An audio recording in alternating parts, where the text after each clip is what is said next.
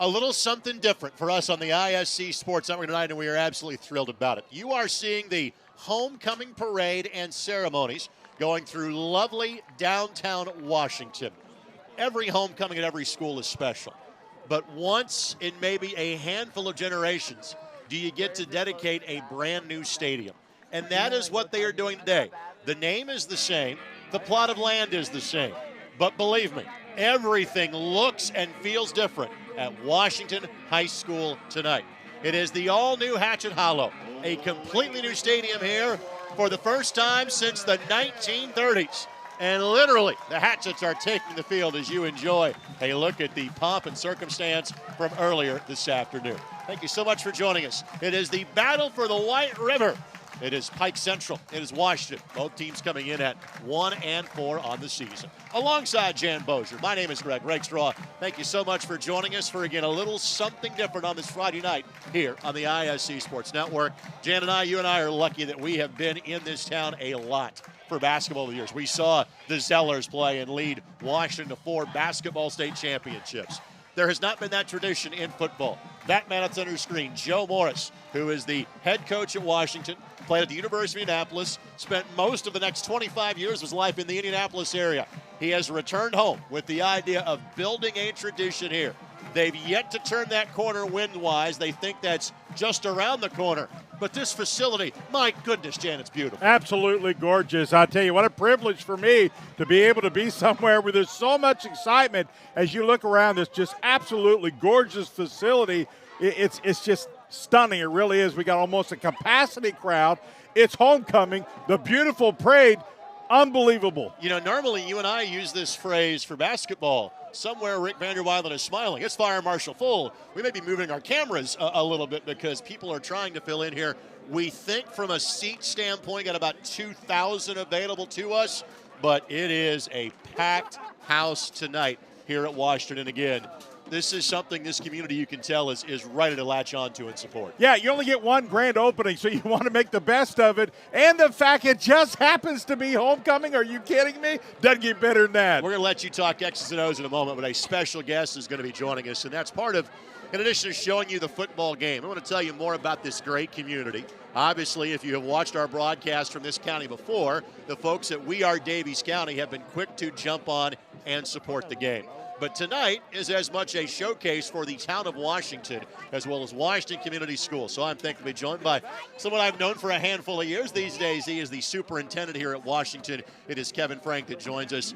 Kevin, I know you got to be bursting with pride watching this tonight. Again, this is not the first game. This is your third home game, but this is kind of the official grand opening night.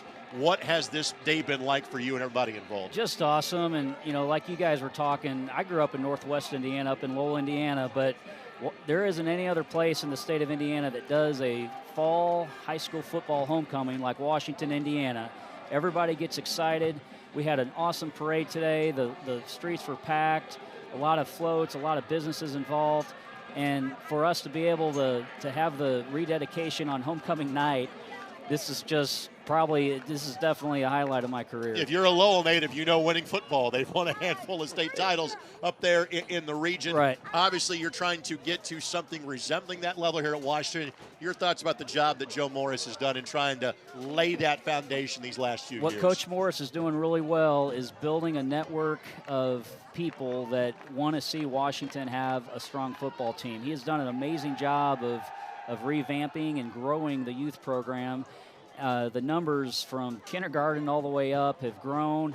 I think it's probably impacting our overall school enrollment where people are either staying here in Washington or moving to Washington, and that's what's exciting.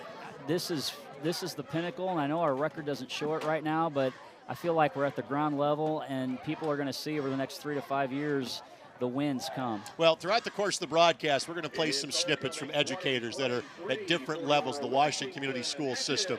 This is a growing area, so if athletics are kind of the front door of the building, what do people to know about Washington Community Schools as they watch the game tonight? You know, we see ourselves positioned perfectly on I-69 between Evansville and Bloomington. We're about a half hour from Crane Naval Base. Crane Naval Base employs a ton of engineers, a ton of scientists, and they work with us that they're going to need a lot of engineers and scientists and people like that into the future. So one of the things that we've really focused on is building our STEM, our science, our technology, engineering, and math. Washington High School is a STEM certified school. We've grown that all the way down into our junior high and elementary schools.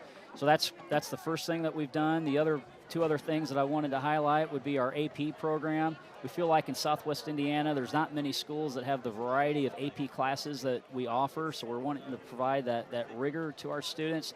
And then Washington, not many people know, we're here in Southwest Indiana. It's basically a rural area, but we've got some diversity. We've got a strong Hispanic population, and we have a strong Haitian Creole population. And so we value the diversity that we have here, and something new that we've started is a dual language immersion program in our kindergarten class that we intend to grow over the next several years up through our elementary classes. And so we're excited to help create bilingual students here over the next decade. It is an awfully cool undertaking. Maybe the best example I can give folks, I was honored that I was asked to be a part of an event called Moment Makers last spring in April of 2022.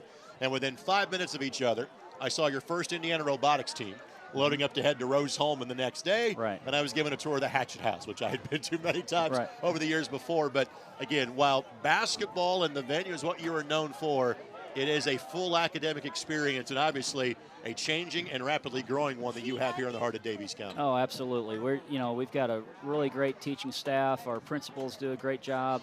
It's fun to be the superintendent here because we've got people excited and wanting to help us grow and improve our school district. Kevin, I'm not sure how much you get to kind of sit down and just relax and watch the game. Go enjoy it someplace, kind of take this atmosphere in. And one more time, my friend, thanks for having us. We greatly appreciate it. Thanks for being here, Greg. You got it. Kevin Frank, again, he is the superintendent of Washington Community Schools, and we're going to talk to the principal of Washington High School. He'll be joining us coming up at halftime. And again, throughout the course of the broadcast, we're going to educate you more on this very unique community and this wonderful school corporation.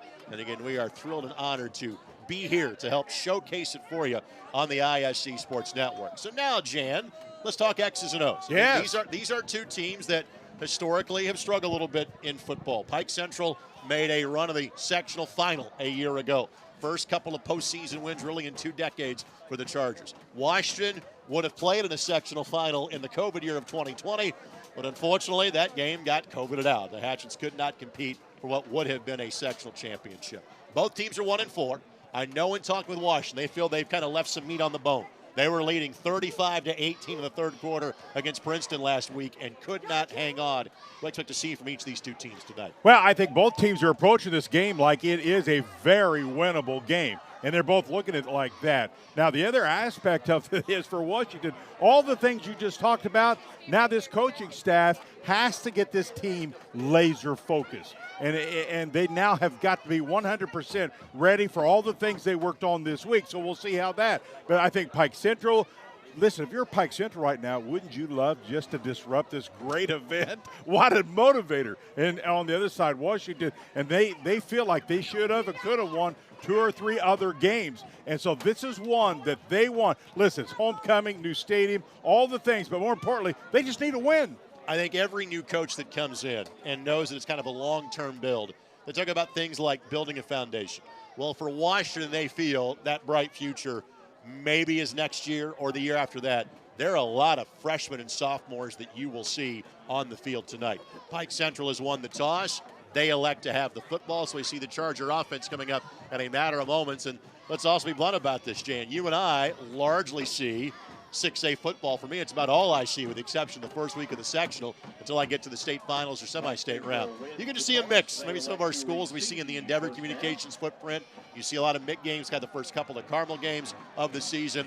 We're going to see some two-way starters. We're going to see some 48-minute kids out here during the course of tonight's game. It reminds me of my days. Absolutely. When you better be in shape to go both ways. And these guys think nothing of it because they do it all the time. It's not something new. These 3A, 2A, 1A have a lot of two-way starters, so that's nothing uncommon. We see that in a lot of the other schools that we go to. So I really, really look for a great football game. As I was just stepping away, you was interviewed. They are lined up 2 and 3 deep at one end of this stadium on top of just being filled in this stadium. So the excitement level is off the charts. Now, literally, you were our boots on the ground reporter before the game, because it's a brand new turf, but we've gotten used to the newer field turfs that have a lot of those ground up rubber pellets. There's coconuts involved on the playing surface, I'm told. Yeah, there really are, and I went down there because I was interested. Had not been on a new turf at that time. It is a little stiffer. It's a little bit different texture, but the key thing they talk about, it's much cooler. And for the players, that's a big plus. If you've ever played on turf, especially, and this has been a relatively warm day, that turf gets really, really warm, and it can wear a player down. Well, again, third game here. The stadium officially opened in week 2 in the lone Washington victory against the Edgewood Mustangs. Frankly, it was a work in progress. The press box came in after week 2. It still has a new home smell when we walked into it, but it is a bit of a different atmosphere. Michael Ramsey, yes, the starting nose guard, will be kicking things off here for the Hatchets.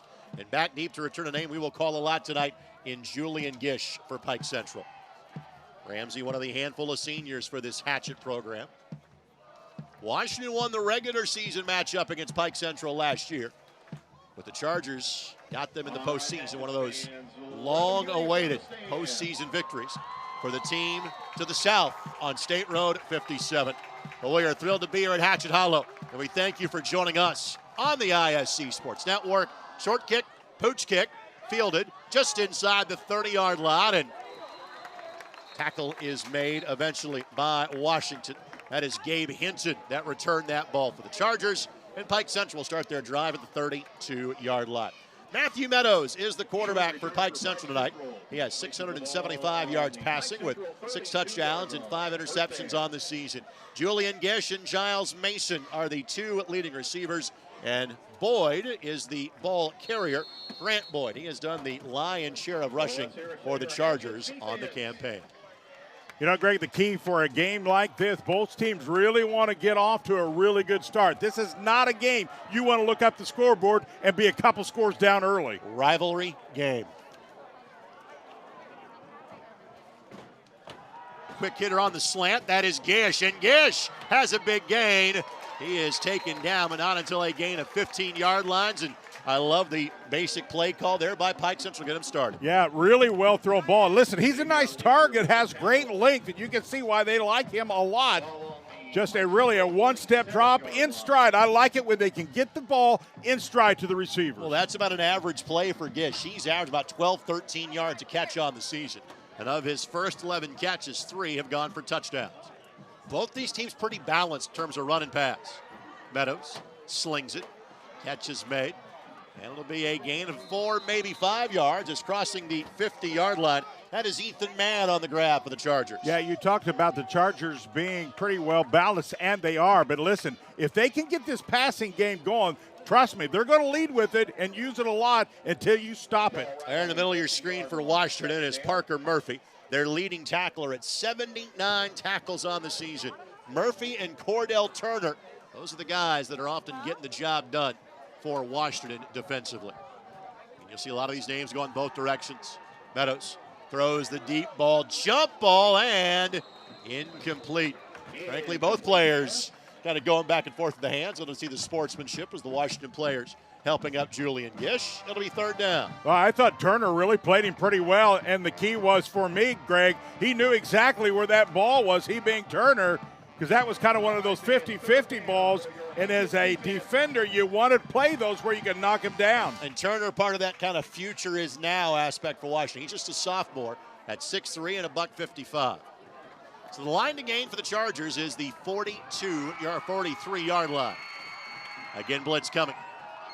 Meadows, nowhere to go. Sack by Washington. That's something they've not had a lot of so far this year. Hatchets get the stop, and here comes the punt team on for Pike Central. Yeah, really good containment by Washington this time. The key is keep him in the middle where your help from inside could clean up, and there you see all kinds of help kind of finalized there by Parker Murphy. Carter Tolbert from the defensive line, one of the guys to get back there. Sophomore defensive lineman. Well, you like the way the defense came out and played early for the Hatchets. Outstanding kick that time, and a fair catch called for. Back at the 24-yard line. That is a kick of 35 yards for Pike Central.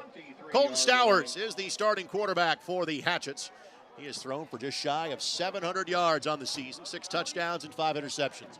Brody Isa is his favorite target. Brody took an unofficial visit to Ball State last week. 13 catches, 3 touchdowns. Harrison Merrill also 12 catches on the season. It is kind of back by committee. Xavion Leisure, 24 carries, 166 yards. One of the top ground gainers is Cook for Washington. He is not playing in tonight's game. So 4 wide as well for the Hatchets. Handoff goes to Leisure. And Leisure keeps the legs churning. Ball came out. I don't think forward progress was ever stopped, and it's a fumble. Sure is. That was just kind of a slow developing play that just kept going. And Washington turns it over. An inauspicious start on offense for the Hatchets tonight. Not much running room that time, and the Chargers really got in there and started stripping of this ball. Take a look here. He has to reverse field. It looks like he's down there, stays. Now, see, here's where it gets in trouble. He has that ball with that left arm. See, there's no protection because he can't because it's grabbed, and there you see it knocked loose. Sometimes you are not rewarded for that second effort as an offensive player. So the field flips for Pike Central, and they've got the ball at the 24-yard line. Meadows going to tuck it and run. Will get positive yardage. He'll be dropped after a gain of, called it about 2. Number 12, Matthew Meadows. Meadows did have positive yards rushing on the season coming in, and does have a rushing touchdown as well. And it's 2nd and 8. Well, the Hatchets had all 11 returners come back, so, you know, a lot of high expectations for this defense. It's a 4-2-5. A lot of experience out there. A little more of a bunch formation here for Pike Central on 2nd and long. Blitz. On the handoff, trying to bounce it outside. That's Boyd. And Boyd will be taken down at about the 20-yard line. Give him a gain of, call it 2. You're assuming it's 4-down territory here. 3rd down and medium coming up for the Chargers. Well, a lot of action by those linebackers inside, and Chargers do a good job here of running past that blitz. So while it was still pretty well contained, a big 3rd and 6 in really good field territory here. J.J. Howell in his first year as the head coach at Pike Central. They beat Tecumseh in week number 2. Lost by 14 to the Rebels of South Spencer a week ago. Line to gain is just shy of the 14-yard line. Meadows, again, pressure coming, and he'll be down. Dropped. Well, you mentioned his name last time that there was pressure in the backfield. Again, getting back there from the linebacker spot is Parker Murphy. 8 tackles for loss on the season. He'll get part of this sack here. And now it's going to be 4th down and a ways for Pike Central. Well, Murphy didn't just come, not hit. He did a really good job of shedding that block. And what I like so far out of this Hatchet defense is they're getting a lot of people around the ball, Greg. It's not just one player. The other man that got a piece of that sack is a freshman, Micah Bushking. How about that? 14 tackles and 2 forced fumbles on the season. Again on the blitz, throw it, incomplete pass. So the turnover does not come back to bite the Hatchets. They'll take over at their own 30-yard line. Well, let's give that secondary for the Hatchets a lot of credit. Really nowhere to throw that football. It would have took a perfect pass. So the defense early for the Hatchets has bent a little bit, but it's been pretty impressive. You see the man-to-man. Just not a lot of area there to find an open receiver, and that's what you want out of your secondary. By the way, those cameras have done around the 20-yard line on each end. That's from like the top row of the bleachers. That's the worst seat in the house.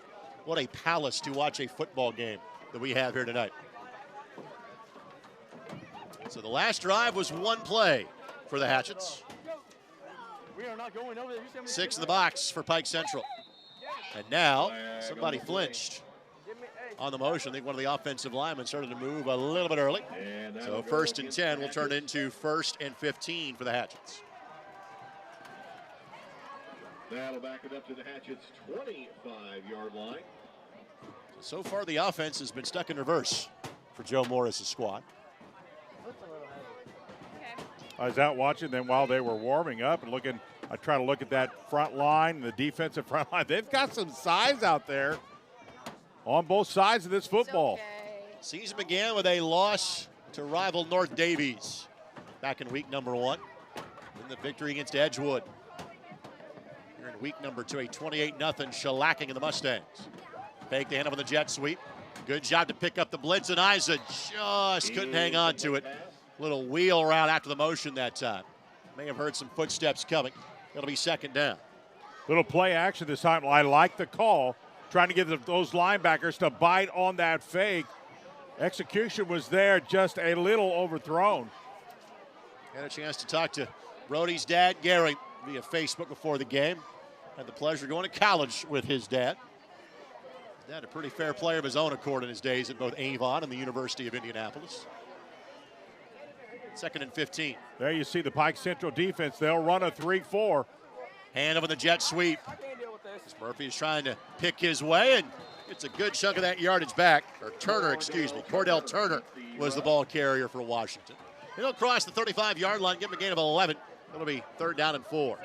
Washington trying to mix up the playbook here a little bit, trying to get this field spread a little bit to force this defense of the Chargers to spread out just a little bit. Well, it's interesting to see, Jan, that even at kind of smaller levels of football here at 3A, the base set for both teams is now 4 wide receivers. Yeah, it really is, because the key is what you want to do is spread linebackers, open some gaps up in that defense. On the handoff, it's Leisure, and Leisure will have a first down. Again, got to take care of that football as he kind of sticks out a little bit there, but he'll move the chains for the first time, and a gain of 6 yards. Hatchet's first down. Well, they really like Leisure, and they want to get the ball in his hands as much as possible. Here's one of the reasons why. Really good quick speed off the ball, and the other key is Greg keeps his legs running. And he's really averaging right around 6 yards a carry so far this season, and part of this large sophomore class that the Hatchets have.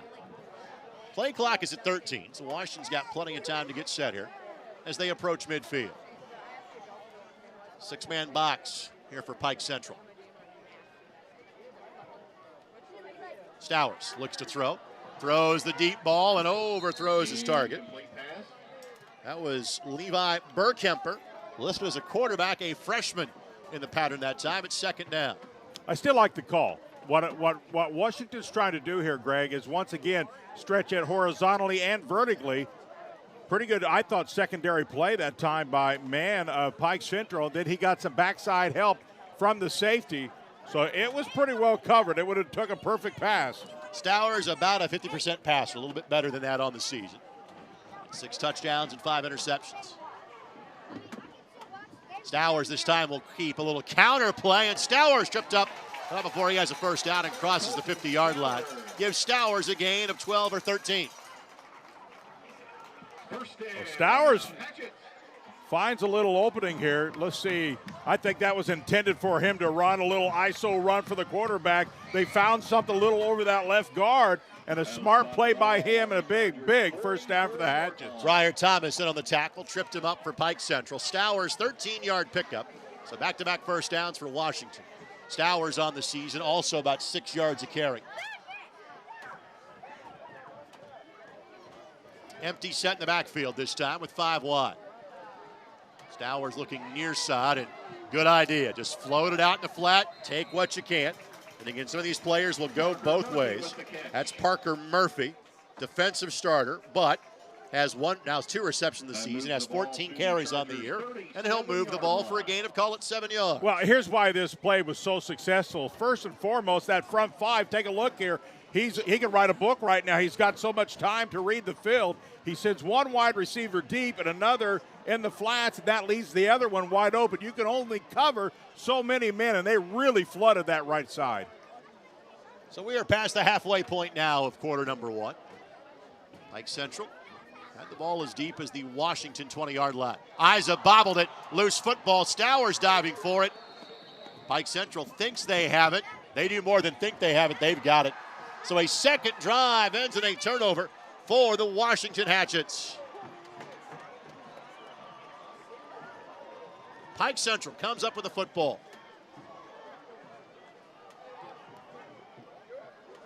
A lot of surge. Look at the front line by the Chargers. I don't think the handoff was clean at all. That really was the problem, as much as the surge and the Chargers right there. Just not a good, clean handoff. So second drive that ends in a turnover for Washington. Handoff to Gish, and he's got a first down and more. See if that is Gish or Boyd. It is Gish on the jet sweep. And he will cross the 50-yard line down to the 42. Gish has been impressive here early when they could get him a little bit of room. Well, you're talking about strides. I think one of his strides equals 3 of mine. He just really stretches those long legs. Gish, one of 7 seniors on this Pike Central roster. Both teams now with a pair of first downs here in the opening quarter. This time, the keeper. It'll be a gain of 2. And that time it was a Wildcat snap, and that was Boyd that took the direct snap that time. So second down and 8 coming up. And again, there's a little bit of turnover.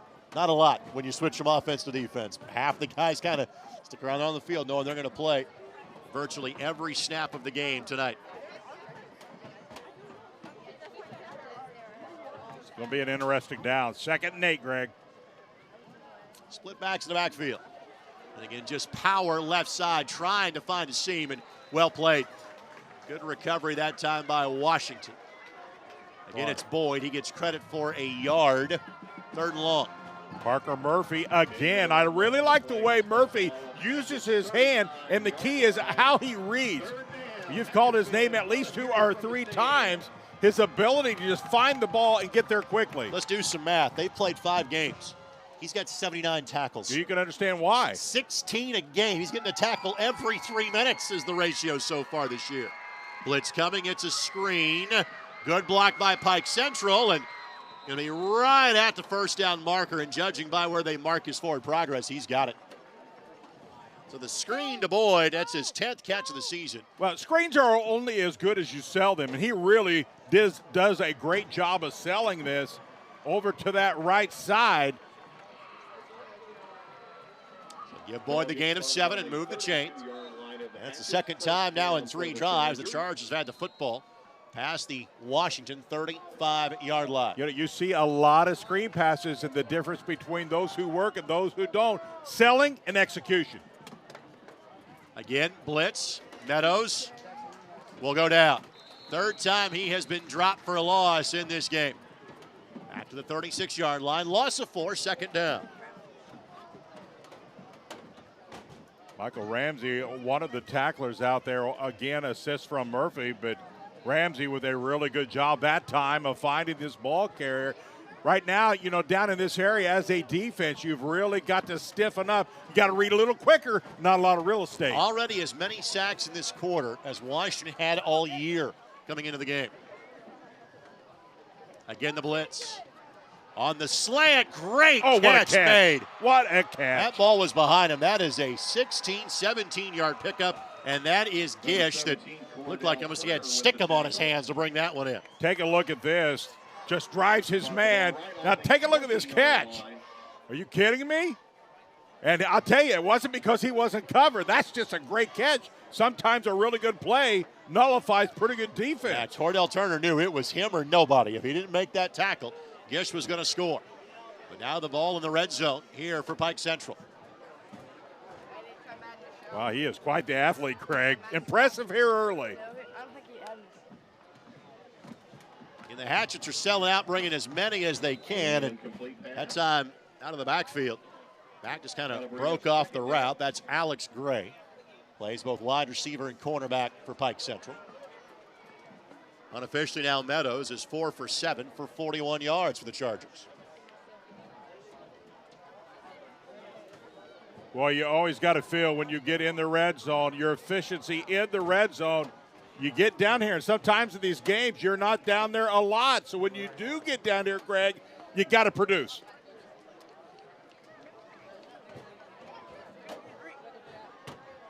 More coverage play this time by Washington. Meadows will tuck it and run. Runs through a tackle. Zigging and zagging his way through traffic. He's wrapped up at the 8-yard line. Gain of 12. 1st and goal for the visitors. Slipping and sliding. Just kind of reading what was there. Some missed tackles by the Hatches. See, he reads the blocking, goes up the middle. There's a missed tackle. There's a missed tackle. You got to get those in the red zone.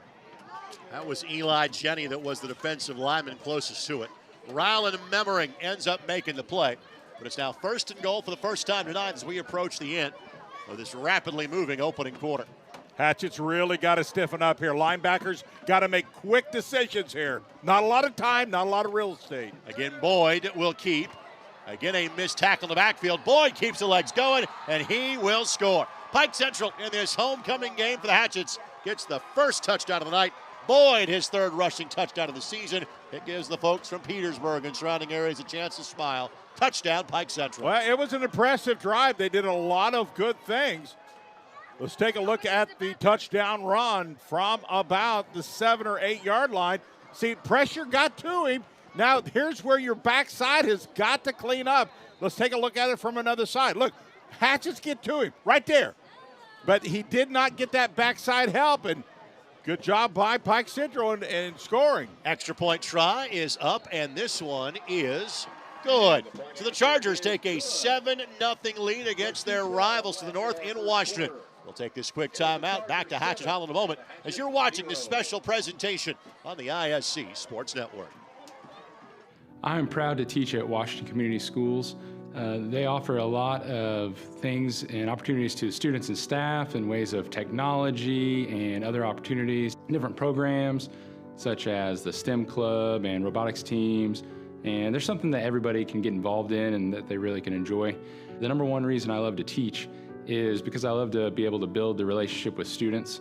Hopefully that I can be a positive role model and make a difference in some of their lives.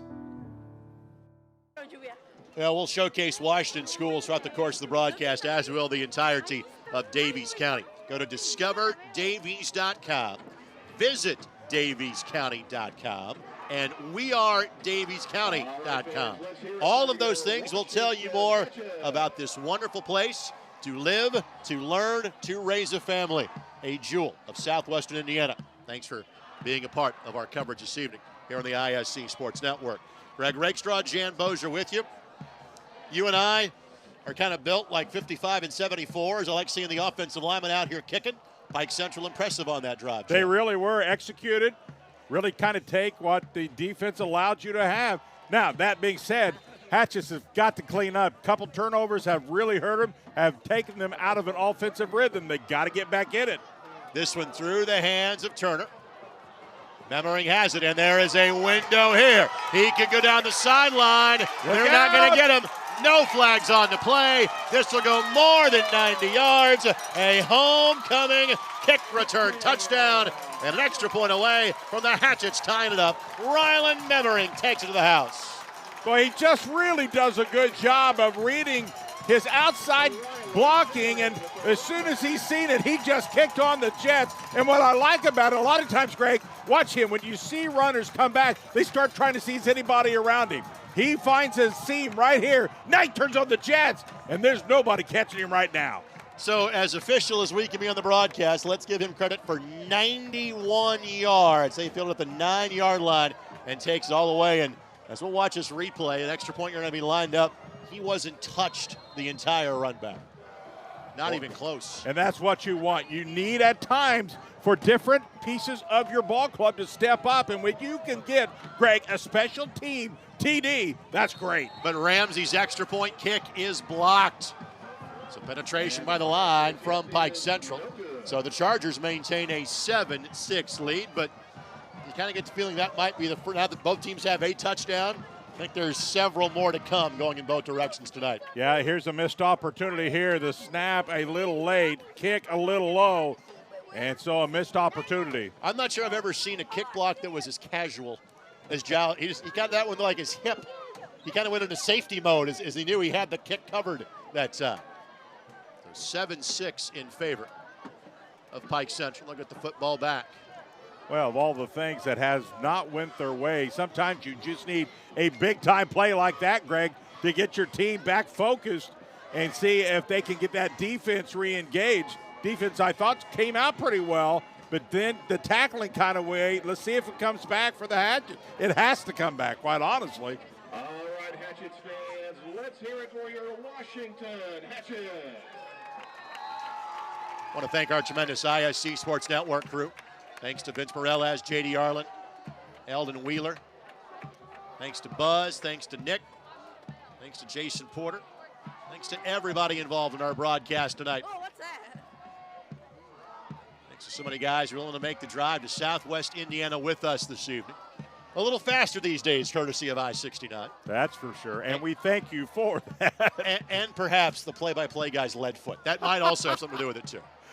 I am not a fan of letting the grass run to the tires when I'm driving. No, you do not. I'll verify that for you. So Ramsey is ready. Pike Central was a man down for a moment. They figured that out. Ramsey's last kick was of the pooch variety. This will be the same. Fielded at the 25-yard line, then bobble. That's a loose football. That's a live ball. But Pike Central is able to get back on it. Whoa, how close was that? And that was Boyd. He's coming up a little bit. He took a pretty good shot. Yes, he did. As the Hatchets are going for that football. Let's hope that he is all right because, again, there's not many subs on either side in a game like tonight. Well, he kind of bobbled it in great vision by the Hatchets. See right there, he doesn't get it in his hands. It just, boy, he was able to get back on it. But you're right, he took a real good hit right about there. Kind of an awkward stance for him. And again, frankly, Boyd came up gimpy, but he wasn't the player that took the first shot, as you saw in that scenario.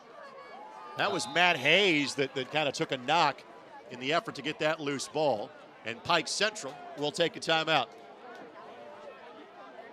So Pike Central, again, a chance to get a little bit better organized, will take their first of 3 timeouts. We'll keep it right here with 1:52 left to go here in quarter number 1. Well, it'll be interesting now. Both teams now have kind of scored, some mistakes. Now let's see which team will settle down and get back to business here. Well, you just see both teams really doing a good job of attacking each other. But this is not a game that you can make a lot of mistakes and get yourself far behind. Can't do that.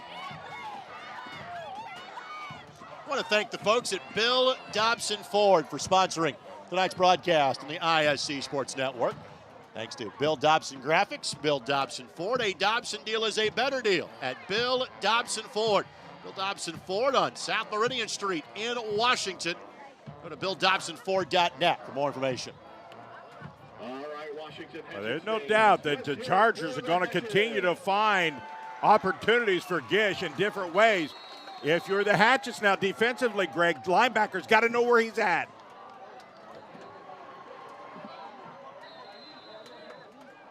So a gain of 7 on first down. And again, that is Boyd. Boyd, a touchdown score. He's unofficially got 5 carries for 20 yards so far. Well, now that right side for Pike Central is not a mystery anymore. They have kind of found something. They've ran the sprint option. They ran all kinds of different plays to this right side of their right side, and they continue to get anywhere from 5 to 7 yards. Play clock is at 7. Meadows slings it in. Catch is made. Washington had visions of a pick 6 on that play. Went right to the defensive back's hands and able to hang on to it. That's the aforementioned sophomore and Alex Gray that gets the catch and moves the chains for a first down. Boy, that looked like it had pick 6 written all over it, but it just went through his hands. And still, I'll tell you, the receiver finds this. Look at that. Went right through his hands. A great concentration out there by Alex Gray to bring that one in. It ends up being a gain of 15. 4th different receiver, by the way, that has a catch so far for Pike Central. Left guard went on 2. The snap count was on 3. So 1st and 15. First flag that will go against the Chargers. And that will go against the Chargers. 1st and 15 coming up. That gives a chance for Washington to get a couple of defensive line substitutions in there. Owen Reinking, one of the more sizable players for this Washington squad, at 6'3" and 250 will come in. And again, Micah Bushking getting significant reps as a 190-pound defensive end there on the front of your screen.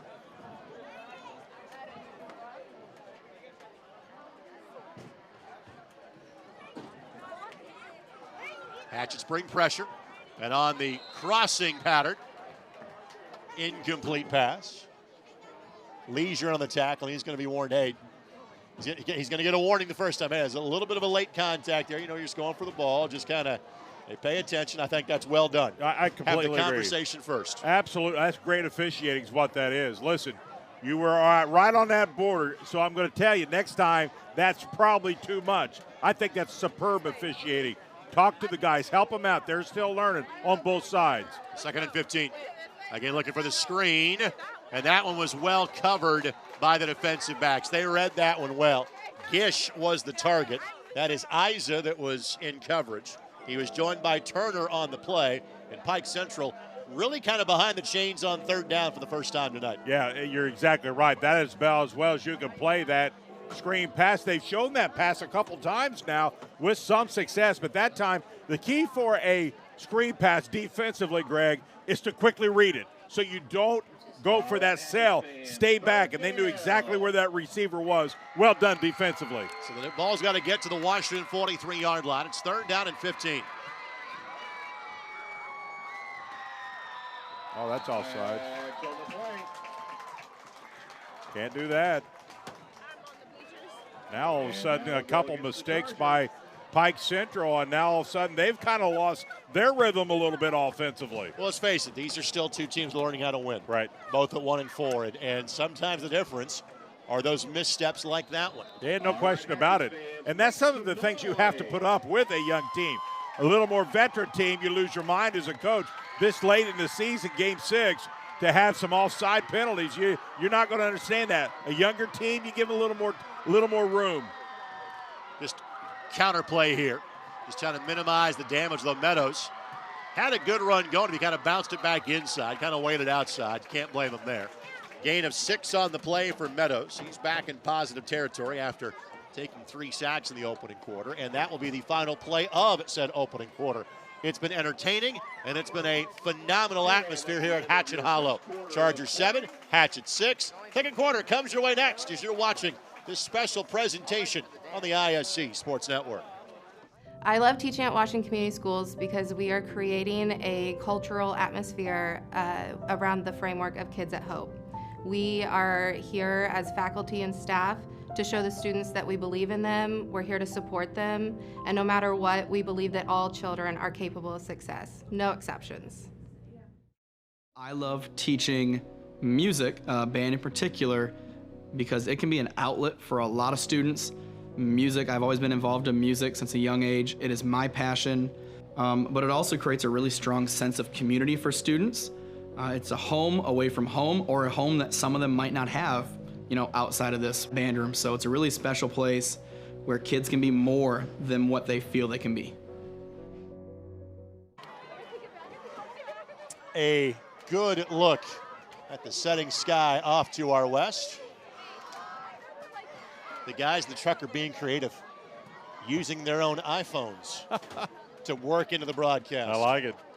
Artistic. Jordan Shue's lessons have gone to the rest of our crew very well. Jordan Shue's creativity is contagious. How did I do on guessing the shot, by the way, Vince? Did I nail that one? There we go. You couldn't hear Vince as part of the conversation. We could. So 4th down, last punt for Pike Central was a solid one, went for about 35 yards. It is Memory who's had a kick return touchdown, who is back deep to return for the Hatchets. Another solid kick, and the Hatchets will simply scatter. And again, that ball on the turf will eventually roll out of bounds at about the 18-yard line. So another outstanding kick. Let's give that one 37 yards. And now because of the kick return, again, normally I'd say, man, these guys have been sitting on the sidelines for a while. Well, at this level, most of your kids are playing 2 ways, so that is kind of not as dramatic when the offense trots back on the field here for the Hatchets. And some are also on special teams as well. Right. Some of them, quite honestly, never come off the field. Jan, you see that all the time. My partner's been fortunate enough to be a part of high school state championship coverage for many years, but you tend to see the 1As and 2As a great exactly deal, right. and that's par for the course. I love it. I've been covering 1A and 2A for a long, long time, and just the camaraderie, the towns, everything about it is so special. Quarterback pulls, catch made by Merrill, and that'll be close to a 1st down. Good diving effort to make the play. That is Harrison Merrill, who is a sophomore. Had 12 catches on the season coming in. And it looks like where they're marking that should move the chains for a Hatchet 1st down. Well, the interesting part, and I did not see what happened, but number 23, Alex Gray, somehow slipped and fell down, so the receiver becomes wide open, and the Hatchets take full advantage of that. I want to go back to that 1A and 2A comment. If you see Lutheran Adams Central again, they don't play like 1A teams. No, they do not. They play more like 3 or 4A teams, they frankly. do not. Again, quarterback will keep. That is Stowers. Good job by Merrill on the block. Sealed Gray off. Stowers will pick up, call it a gain of 5. Giles Mason made the tackle for the Chargers at second down. Colton Stowers with the carry. Let's go ahead and give Stowers a gain of 6. He's got 2 carries for 19 yards. It's not been a lot of offensive snaps for Washington just because they fumbled twice so far offensively. You know, Greg, on top of everything else, one of the other things we haven't talked about, both these teams, same conference. There's 2 divisions in this conference, as well as the same sectional. These guys know a lot about each other. Yeah, the Pocket Athletic Conference, which expanded with the demise of the Big 8 a few years ago, which Washington was a part of forever. Flip it out in the flat. That's Merrill. He'll have the first down. They'll be pulled down right around the 40-yard line. But again, that should move the chains again for the Hatchets. Well, I like the fact the Hatchets are finding the ways to move the chains. That's what you want, because it keeps your momentum going, gets you what you want as far as field position. It's all about moving the chains. 3 consecutive completions for Stowers as well. Yeah, and I think the more his confidence grows, the just better he'll produce. Hand off to Leisure. He'll bounce it out right side. And again, you've seen this, even though he has had that fumble, the first guy's not bringing him down. It's taken half the Pike Central team to get him to the turf. Well, what you hope your young players do after a fumble or a mistake, you learn from that. And then have a short memory, forget about it. You can't just sit and think about that the rest of the game. But the key is wrap that loaf of bread like it's yours. I'll give it back, Hayden. So ball spot at the 46-yard line. Stowers, pressure coming, senses it, and just a little bit of a tackle out there. And again, in the NFL, that might be labeled as uncatchable ball. You don't have that luxury here, and that was simply a takedown by Briar Thomas for Pike Central. Do you think he thought he caught that? Let's take a look. It's actually a throw back across. Wow, I'm not sure what he was thinking there. And what that turns into is a 15-yard penalty, and now that is the 3rd penalty for 25 yards. I think Greg, I think what happens here is he loses his eyes because he goes through the ground. So I think there's an assumption on his part he may have caught it. So he goes, I'm already in no man's land. I got to go ahead and tackle it in case he did catch it. And if I'm going to get beat, just limit it to 15, tackle him, and move on. Exactly right. Stowers will keep, and Stowers has room to run. He is taken down after a gain of 8 yards. And that is Thomas, who made the tackle in the last play, too. He makes this one of the legal variety. 2nd and short. You know, Stowers has been effective, though, Greg, when he has been patient and just kind of followed those open seams. He's kind of a shifty runner, long kid, 6'4". He uses that length in the basketball court where he plays for his grandfather. For his grandfather, sure does. Gene Miller, the legendary head coach here at Washington High School. How about that, to play for your grandfather? That'd be pretty cool. 2nd and short. Play clock at 9. I said, what? You never call her. Again, blitz coming. Hatchets pick it up. Stowers just kind of threw this up for grabs, knowing the pressure was coming, and no damage comes from it. Isa was looking for a flag, won't get it there. 3rd and short. Well, the key is he had enough mustard on that because he literally throws this thing with a defender in his face. So when that happens, you've got to make sure you just don't throw this thing up for grabs. But he had enough mustard on it where only his guy really had an opportunity. Leisure will come to the sidelines for this play. Murphy will come in to replace him. And again, you got to think it's 2 plays to get 2 yards if needed here for the Hatchets.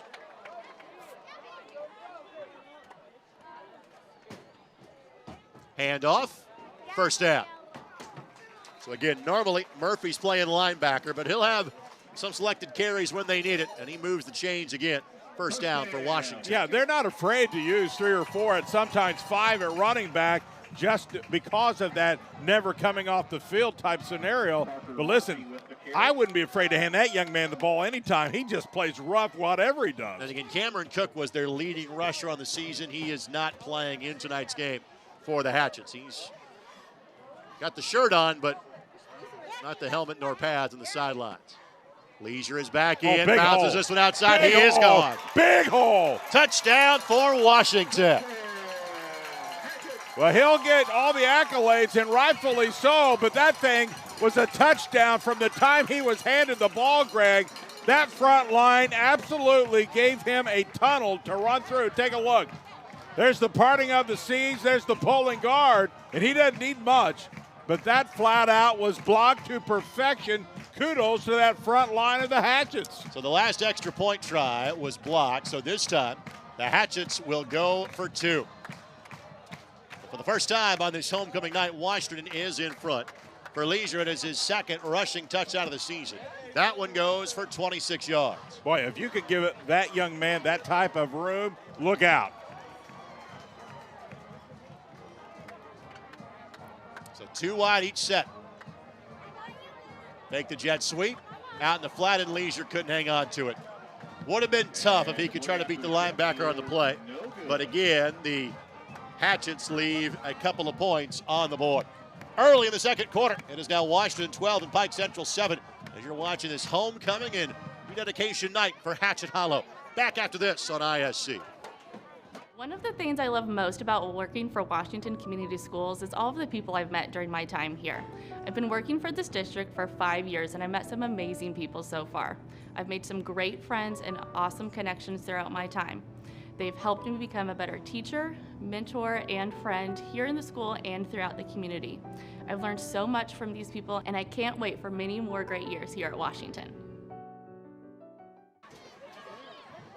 Tonight's game presented in part by Bill Dobson Graphics, window tinting, vinyl graphics, signs, banners, vehicle wraps, logo design. Call the number on your screen, 812-254-1379. Thank you, Bill Dobson. I know one thing. I don't mind coming to the Hatchet House. They kind of bring me pizza. Now I get cookies during breaks. I can see myself being a full-time Hatchet.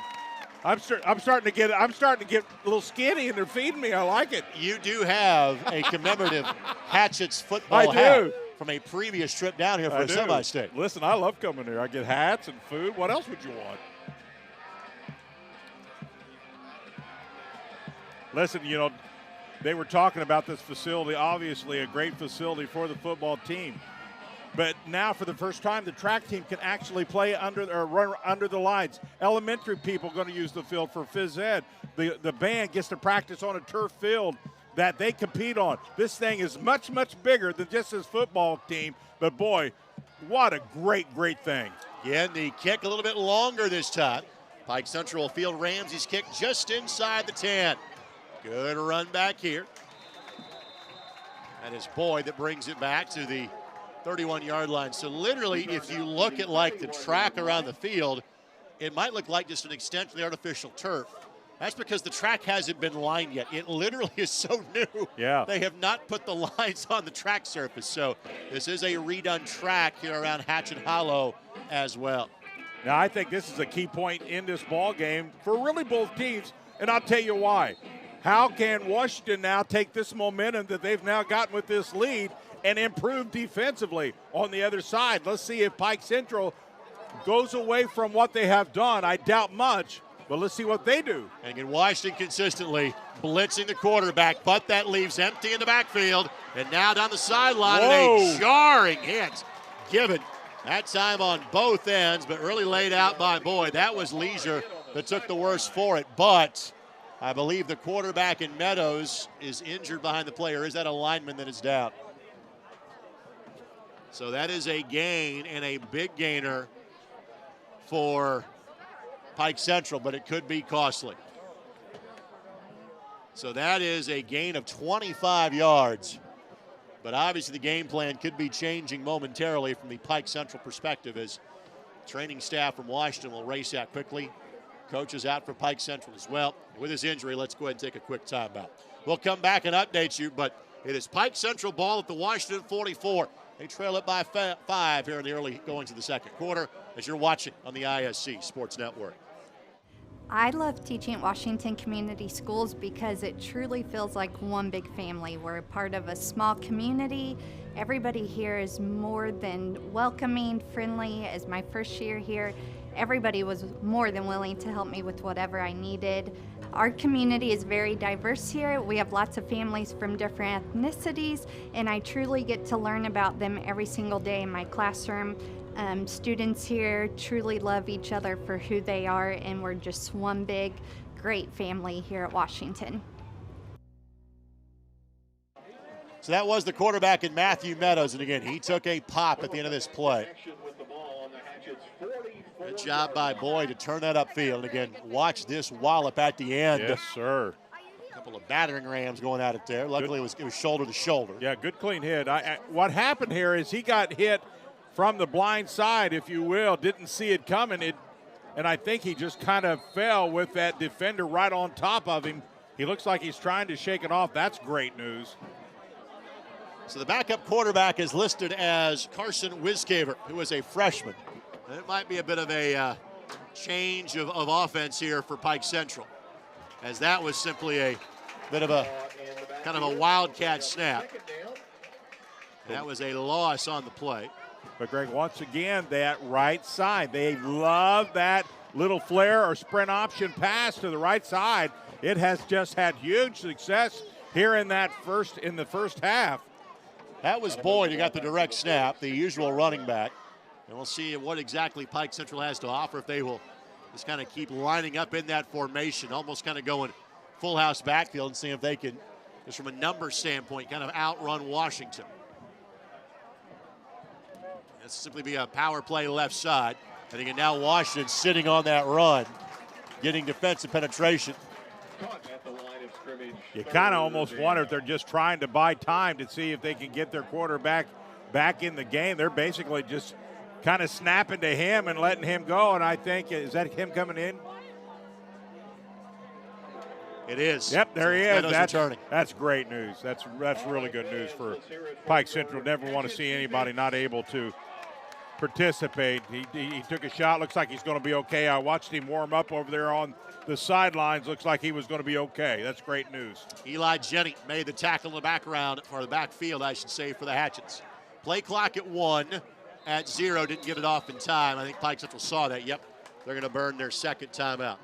So understandably, they were a little bit behind in trying to get that play away.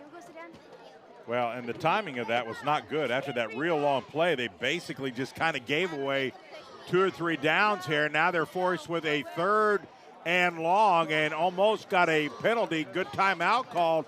So look for that screen pass again, Greg. That right side has been problematic for this Washington defense. Jan pickleball is going like crazy everywhere. Have you played it? I bet you have. I'm playing tennis tomorrow morning. That's close enough. I'm not getting there just yet. But there are pickleball courts here in Davies County. They're at Longfellow Park. They've got their own Facebook page, facebook.com/Davies County Pickleball. So 3rd and 13 coming up for Pike Central. Well, I'll tell you, you just see it everywhere. I mean, I've never seen something. It's actually been around for a long time. It just seemed like it exploded. I'm fighting as long as I'm not anti-pickleball, just trying to keep playing tennis as long as I can. That's been your game for a while. You can't just retire from that. I should have retired a long time ago from it, frankly. 3rd and the Bakers does it. Here comes the pressure. Oh, he's wide Meadows open. Slings it. Wide Has the man open. First down. Oh, my. Conversion on 3rd down and 13. Well, a communication issue in that zone for the Hatchets. He obviously should not have been wide open. He gets decent coverage. Let's take a look here. Drops back, saying there's just nobody over there at all. They did not rotate over in that zone. And boy, and after 2 or 3 plays, it looked like it may be problems for Pike Central. But, boy, they're looking at first down and great field position. That is Connor Lovelace. Whistles will blow here. And I'm not sure if they got an equipment issue or – offsides, Pike Central. Yeah, just a false start or a formational penalty, one of the two. So 4th penalty to go against Pike Central. But how about this for Meadows now? He is 7 of 12 for 104 yards. And Janny's had 5 different players make a catch in this game. His line has done a relatively good job of giving him just enough time. And, boy, he found a receiver that was incredibly wide open. Obviously a rotation mistake or communication or both by the Hatchets. Late clock in the single digits again. And Washington continues to sell the all-out blitz, and Meadows has nowhere to go. How about that young man? Oh, my. I think Washington, they're going to gamble. Say, we'll give up some big plays, but eventually we're going to get to you, and they do there. That's their 4th sack of the first half. Well, once again, Parker Murphy, the man on the mission, and I'll tell you, he times this perfectly. Did you see him time that, Greg? He was on a blitz pattern, but the key is he timed it so when the snap happened, he had a really, really great start back on that pressure. So all the way back to the 41-yard line. He's been impressive. It is 2nd and a 3rd of the field. Again, here comes pressure. Again, they had a man open, and simply turning that time was the receiver. And Ethan Mann, again, he was all by his lonesome on that far sideline. Yeah, if he doesn't have to turn around, he makes the reception. And once again, the Hatchets are talking about that left side coverage over there. They escaped one there, Greg. That could have been a problem. And again, you are now so far back on 3rd down where you would actually think about punting here when you had the ball just at the 24-yard line.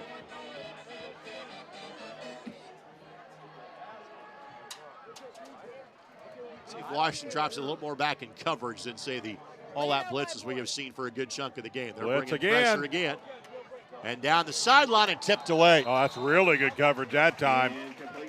And that is the sophomore that we've seen go both ways, and Cordell Turner for the Hatchets. Watch Turner's eyes here. Watch him. He knows where the ball is. See, I've always believed that when a guy knows with his eyes, his coverage will be as good as it gets, and then he can time it. Sometimes you can't. If you're covering that wide receiver that is so quick, sometimes you can't get your eyes on it. But when you can, it's certainly a plus as a secondary coverage. And that is Gish, who, just because of the way that he had laid out to go get that ball, landed squarely on his back. Let's hope that he is all right. And training staff for Washington heading over to make sure that he is all right.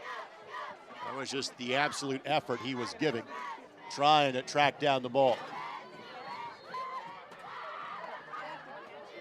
So both teams getting a chance to rinse out here midway through the 2nd quarter. And a 91-yard kick return touchdown for Washington's Rylan Memmering. Listen, it's still a balmy 76 degrees in games. Listen, I'm not complaining. And it's a great temperature for these guys, but still, let me tell you something. You're playing both ways. It's a little bit warm. For a 3rd time, Pike's blocked. The big guy. And this is going to be picked up by the Hatchets. So making that block for Washington is Owen Reinking. So how about that? We've seen a blocked extra point by Pike Central. A block punt by Washington. That was the aforementioned Cordell Turner that then picked it up for the Hatchets. They'll take over at the 43-yard line. Well, he does the right thing there. As soon as he sees the ball being punted, gets those big paws up there, times it perfectly. And how about that? I think I might even seen a smile on that helmet for that senior play. Giles Mason is the punter for Pike Central. So the Hatchets now with the ball on the plus side of the 50-yard line with 5:08 to play before halftime and enjoying a 5-point lead. We'll see if the lessons learned from a week ago pay off in terms of being able to hang on to a lead for the Hatchets. Stowers looking for the home run ball and throws it deep. Has a man, catch is not made. Oh, no. Just could not tuck it away as Harrison Merrill, as he was seeing nothing but air and opportunity in front of him. And there's nobody feels any worse about it than he does, because this very catchable, all day to throw, not a ton of pressure, just took his head away from it just a second too early and did not look it into the hands. Boy, that was a missed opportunity there, because the pitch and catch was absolutely where it needed to be. Merrill does have 2 catches tonight, and 12 catches in the season coming in, and would obviously like to have that one back. Oh, my. 2nd down. Handoff on the jet sweep. That's Turner. And Turner right around the 1st down marker. Line to gain was the 33. I think they're going to give it to him. See if they need a measurement or not, but looks like a good mark. Yeah, by the eyeball test. Yep, first down, 10-yard pickup. And I think give a lot of credit to him, he being Turner, Greg, because I think he knew exactly. He was looking at that flag to know exactly where he needed to get that first down, and got it. 2 carries for 21 yards in total for Turner. Hand off to Leisure, makes a man miss the backfield, takes off, and he will score. Again, no flags on the play. Last 2 times he's touched it, he's taken to the house. This time from 33 yards out. It is a 2-score lead for the Hatchets. Well, it's just about execution right now.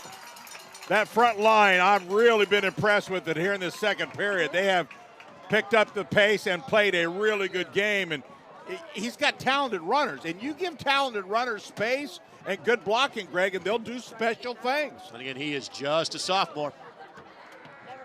And again, we'll try the extra point, will the Hatchets this time.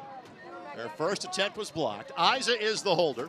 And Michael Ramsey, senior defensive lineman, will attempt the extra point try. Had a good leg on his last kickoff. No way you can, bro. I got the other fucking way. What's this way? Bathroom. No problem this time. And the kick is up and good. So 19-7 Hatchets with 4:45 to play before halftime. That young man has a pair of touchdowns in the half. They have time for one more. We'll take a break. We're back after this as you're watching this special night from Washington, Indiana on the ISC Sports Network. So my favorite part of teaching at Washington Community Schools is the fact that we have so many different kids and we give them so many opportunities to join different clubs and really discover who they are. Junior high is all about discovering yourself, and so we like to give kids a lot of opportunities to try different things and work with groups of people who are different than themselves. Seeing the kids discover who they are and what they want to be and where they're going with their lives really makes teaching at Washington a great opportunity and experience for them and for us. Here is a look at the standing room only crowd around the facility. Again, I said from a bleacher standpoint, I think they got about 1,800 is what is in here now. Frankly, it will add more kind of as the track gets fully sealed. They'll put more kind of around. But that's as big of a win as anything for the Hatchets tonight. That is so exciting, too. And I encourage people, this team's going to get better. A lot of youth, not just this year, but next year. You know, you got everybody wants the facility. They got it. Now just continue to support this team. Take it to the next level. It takes all these pieces really to build a good program. Outstanding kick back about the 7-yard line. And Murphy flying down in coverage, and guess who? Makes the play. Jordan Emick was down there as well. But, you know, we talked about this. Murphy with 79 tackles in 5 games. He may hit 100 for the season by the time that we're done tonight. I wouldn't care if they had players or not. How could you ever want to take him off the field? He just is one of those guys who's a gamer. He just, if he's not making the tackle, he's on it. Comes in, runs the ball effectively. I've seen him block and play. He's just got that football IQ that you want on your football team. I love it. 5'10" and 175 is the junior linebacker. I thought you had to be 300 pounds to play football. No. In fact, they're playing sprint football just down the road from this place at Oakland City. I'll explain that concept to you in a moment. Meadows looks, slings it, and was it picked? Intercepted? Yes, sir, it is. Yes, it was. Picked off by Washington. Takeaway by the Hatchets. Turnover goes to Benjamin Merrill, sophomore free safety and wide receiver. Man, you keep mentioning sophomores and juniors. How could you not be excited about this? He played that really well, stayed right with it. Take a look at it. Plenty of time to throw. Rose to his left. And just times it, Greg. That's the key there. He waited and timed it and then just made the play because of the timing. For Meadows, it is his 6th interception thrown of the season. Now some turnovers by Pike Central starting to haunt their offense. Boy, if you're watching right here, Greg, you got to smell the end zone. This is where you can really, really start to feel good about it. Stowers did a good job just hanging on to that. He had kind of that mesh point between Leisure and IHSAA. But he had a defensive back who was right back there with him. And it's Briar Thomas that was back to make the play. Loss of 1 for Stowers. First time he has lost yardage on a play tonight. I'm not sure that play ever really developed because I'll tell you, for a second there, it looked like Pike Central might even steal that football. It was so much kind of indecision for the Hatchets on what to do there.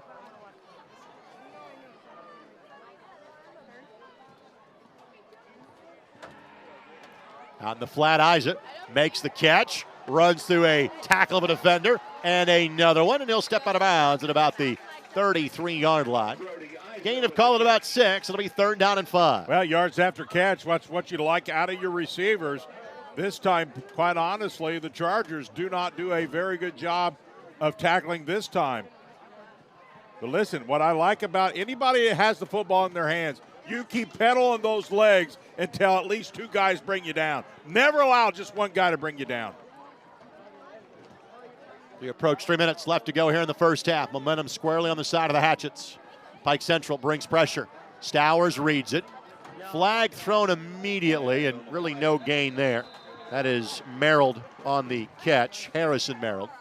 But again, I think that was a formational penalty against Washington, which leads to an interesting decision if you're Pike Central. You want to push him back to, say, 3rd and 10. You want to make him play 4th and 6. It is a legal formation against the Hatchets. The play was resulted in Pike Central's going to decline it. Yep, I would too. So 4th and 6, they'll force Washington's hand here. And the success for Washington really has been on the ground. Unofficially, just 27 yards passing so far in the game. Well, I completely agree with you. The reason it's been on the ground, for me, the second quarter of play has been the offensive line. The difference in how they have blocked and when they have blocked has given their backs just opportunities they did not see in that first period. So a timeout's going to be taken by the Hatchets. Their first they have used of this half. Let's go ahead and take a break with them. Back for this 4th down call when we come back to Hatchet Hollow here on the ISC Sports Network. I love teaching at Washington Community Schools because my principals have always been supportive of me and made me the teacher I am today. I strive to be the absolute best for my students, and I've had administrators that also expect that and hold me to high standards. In turn, I hold my students to higher standards, and we make so much growth each year. I would not be the teacher I am today have I not had those principals. We'll see a special presentation by the Washington Marching Band coming up at halftime. And the homecoming festivities took place before the game. Jan, they had a ribbon cutting ceremony literally right in front of us before the game as well. Homecoming parade kind of went through downtown, which is all of about 6 blocks away from where our stadium location is tonight. That took place at about 5 o'clock. Kickoff at 7:30. And in case you were curious if you live in North or Central Indiana, yes, we are still in the Eastern time zone here. The Central time zone is not far away, but we're on Eastern time here in Davies County. I think this is a big 3 minutes, 11 seconds. How will the Hatchets handle this, and can they get a score to really put pressure on Pike Central? Stowers looking for Isa. Isa could not get it. Well played by Pike Central. Yeah, step for step. There you see it right there. Grant Boyd really step for step, and those long arms just would not allow him to have really much of an opportunity to get that. And it was important for multiple reasons for Pike Central to get the stop there, but one of them is the fact that Washington gets the ball to start the 3rd quarter. Pike Central won the toss and wanted the football to start the game. Well, Coach Jim Belden said, once you get momentum, never lose it, and for sure, don't let them take it. So ball at the 38-yard line. In Washington, did they get the timeout in time? They did. There was something, they may have been even a player short defensively. And just doing a quick helmet count, they were down to 10. So Washington has to take back-to-back timeouts, both teams now, with just one timeout left before we get to halftime. Well, one of the things in talking with head coach Joe Morris this week before the game that he was so proud about was the number of young kids that are playing football in the Washington community. They've got over 200 players as part of either the high school program or the Washington Youth Football Program.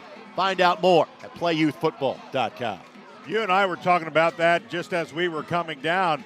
when you look at very successful football teams, inevitably you look at that feeder program and it is solid and does good things, and year after year provides that type of opportunity. These guys do a great job, and the bigger that unit gets, the better this unit will get. And you have a place like this, kids want to play. That's exactly right. That's why there's so much important in all this. Washington has basically blitzed the entire game. Pike Central run to the teeth of it.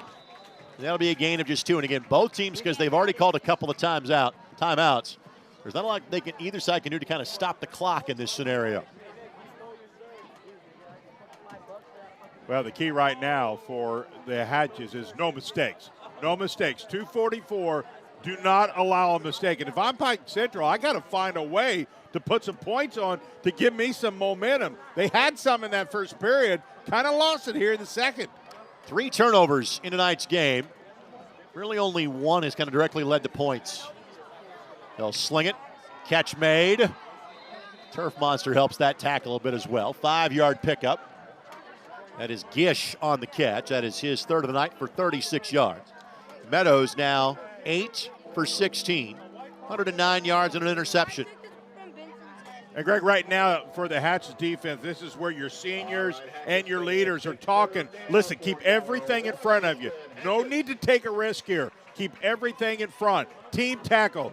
Next couple minutes here are really kind of a defining factor because, as you said, we'll get that ball back to start the second half. Charging to get the football to the 48-yard line.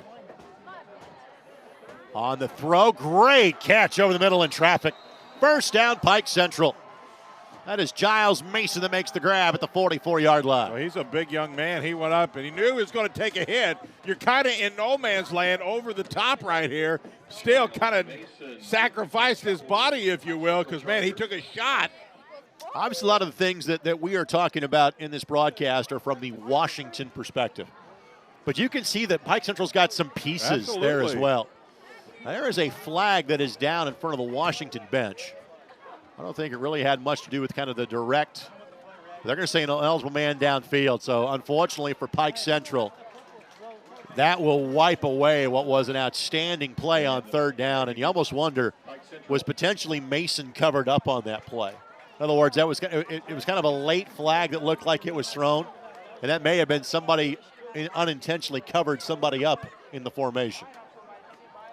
Yeah, kind of interesting penalty. I didn't see everything that happened. They talked it over and felt like somebody was downfield that should not be. So instead of a conversion, a 14-yard pickup, now it is a loss of 5 on the play. That's a huge penalty. With the penalty, and makes it 3rd down and 10. Doesn't seem like a lot, but when you're talking 130 and counting, it just really kind of took you out of kind of a scoring opportunity. Now, if you're the Hatchets, you got to look for anything long, and they've had a lot of looks on that screen pass. Meadows, again, nowhere to go. 5th sack for the Hatchets. And I'm not sure either team, in the minute 9 left to go before halftime, again, knowing that both teams only have 1 timeout remaining. If you have 2 timeouts, you're taking 1 here if you're Washington. And the last time that Pike Central punted, it was blocked. That was a loss of 3, by the way, on the play. Well, there's no question that the Hatchet Ball Club all the way around has picked up their game here in this second period of play. I continue to go back to the line play, Greg. I really feel like that was the start of a lot of it because, as you mentioned multiple times, just a lot of running plays, and that's because of good blocking. And quite honestly, once they got that lead, the defense kind of tightened up as well. So Pike Central go ahead and bird their 3rd and final timeout before halftime here with 32 seconds left to go. Well, we discovered downtown Washington today. Yes, we did. It literally is up the hill from Hatchet Hollow. You can discover downtown Washington at discoverdowntownwashington.com. Eat, drink, and be happy. From burgers to vegan chorizo. I like that spread. Washington has it all. Plus, you can shop local in Washington. Again, discoverdowntownwashington.com.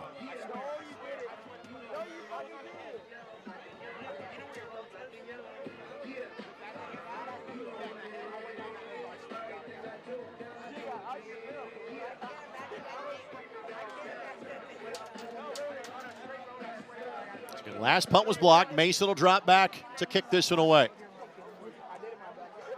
Washington, in fact, does not have a deep return man here. Now they'll drop Memmering back.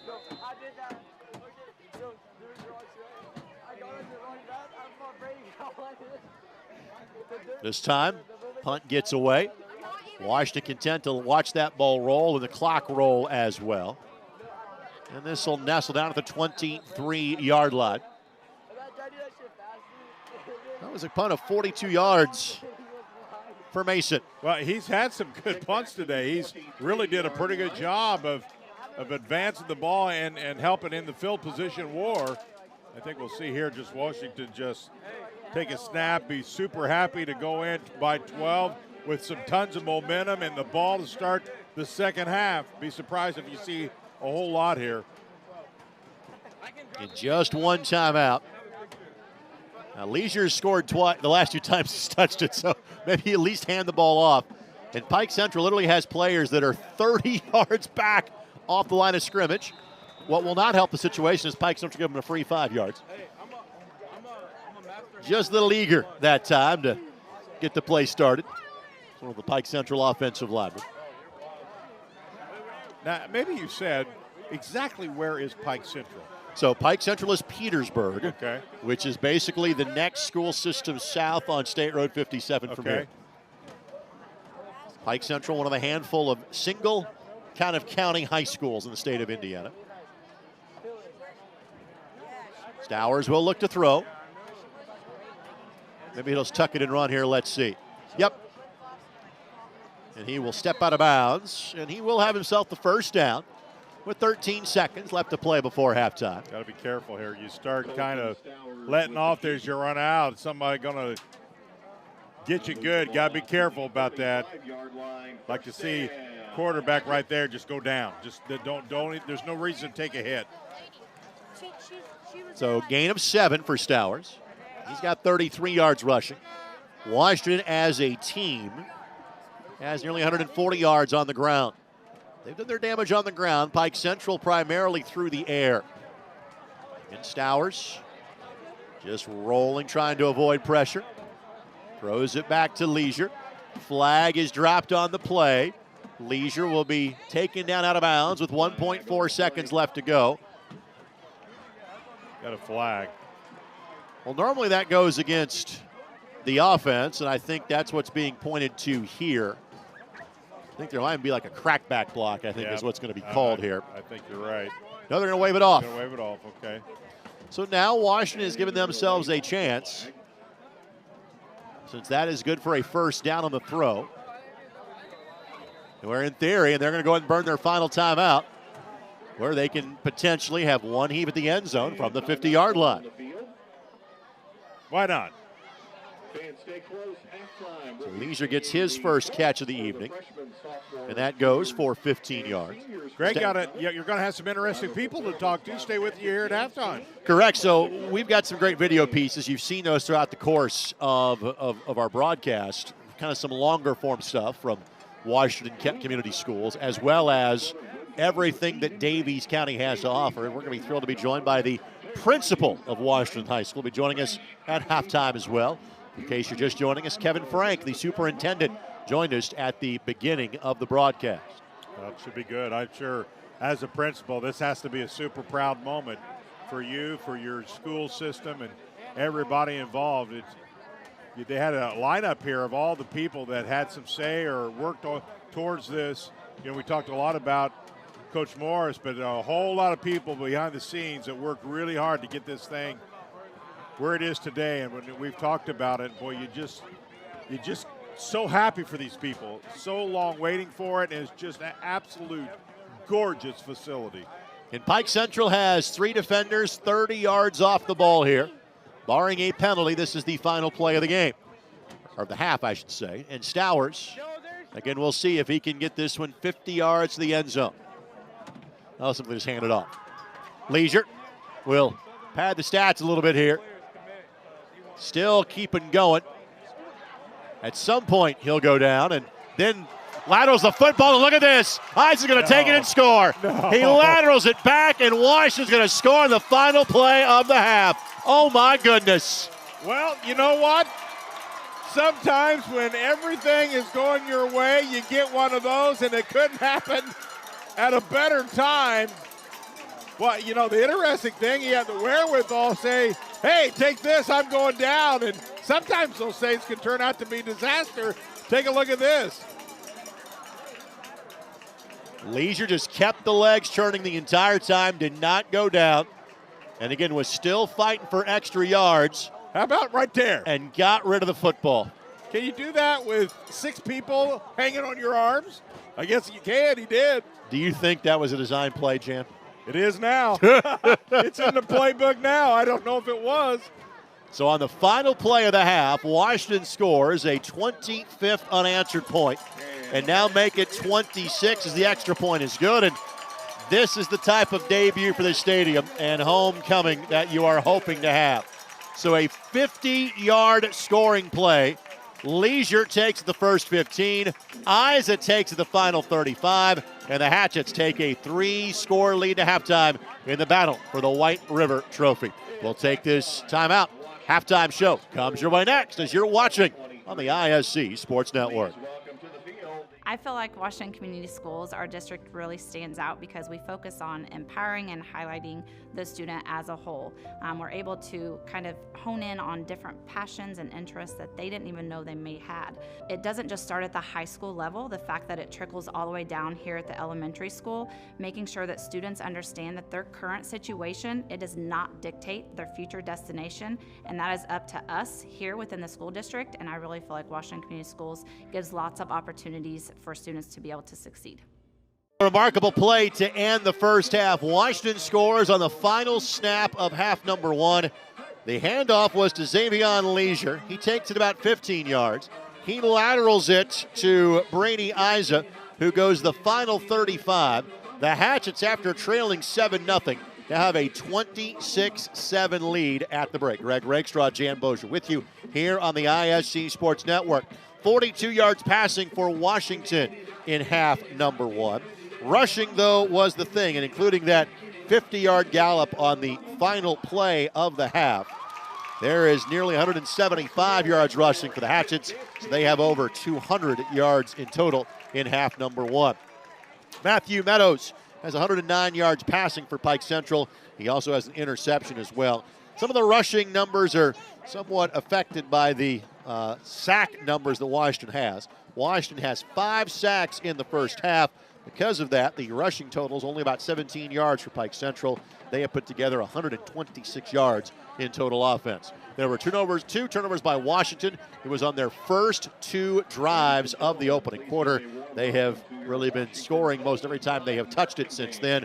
Started by a 91-yard kickoff return by Rylan Memmering to get Washington right back in the game after Pike Central scored their lone touchdown of the first half. They're going to score at the break. It is Washington 26, Pike Central 7. Back with more in a moment as you're watching this special night, the rededication of Hatchet Hollow here on the ISC Sports Network.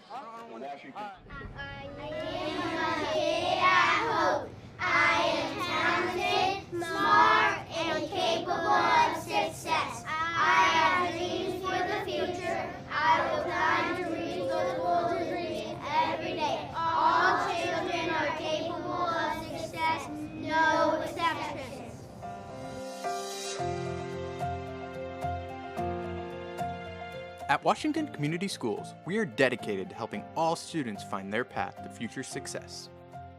We engage students in activities that positively impact all aspects of their future, encouraging students to time travel to their future destinations such as home and family, hobbies and recreation, community and service, and education and career.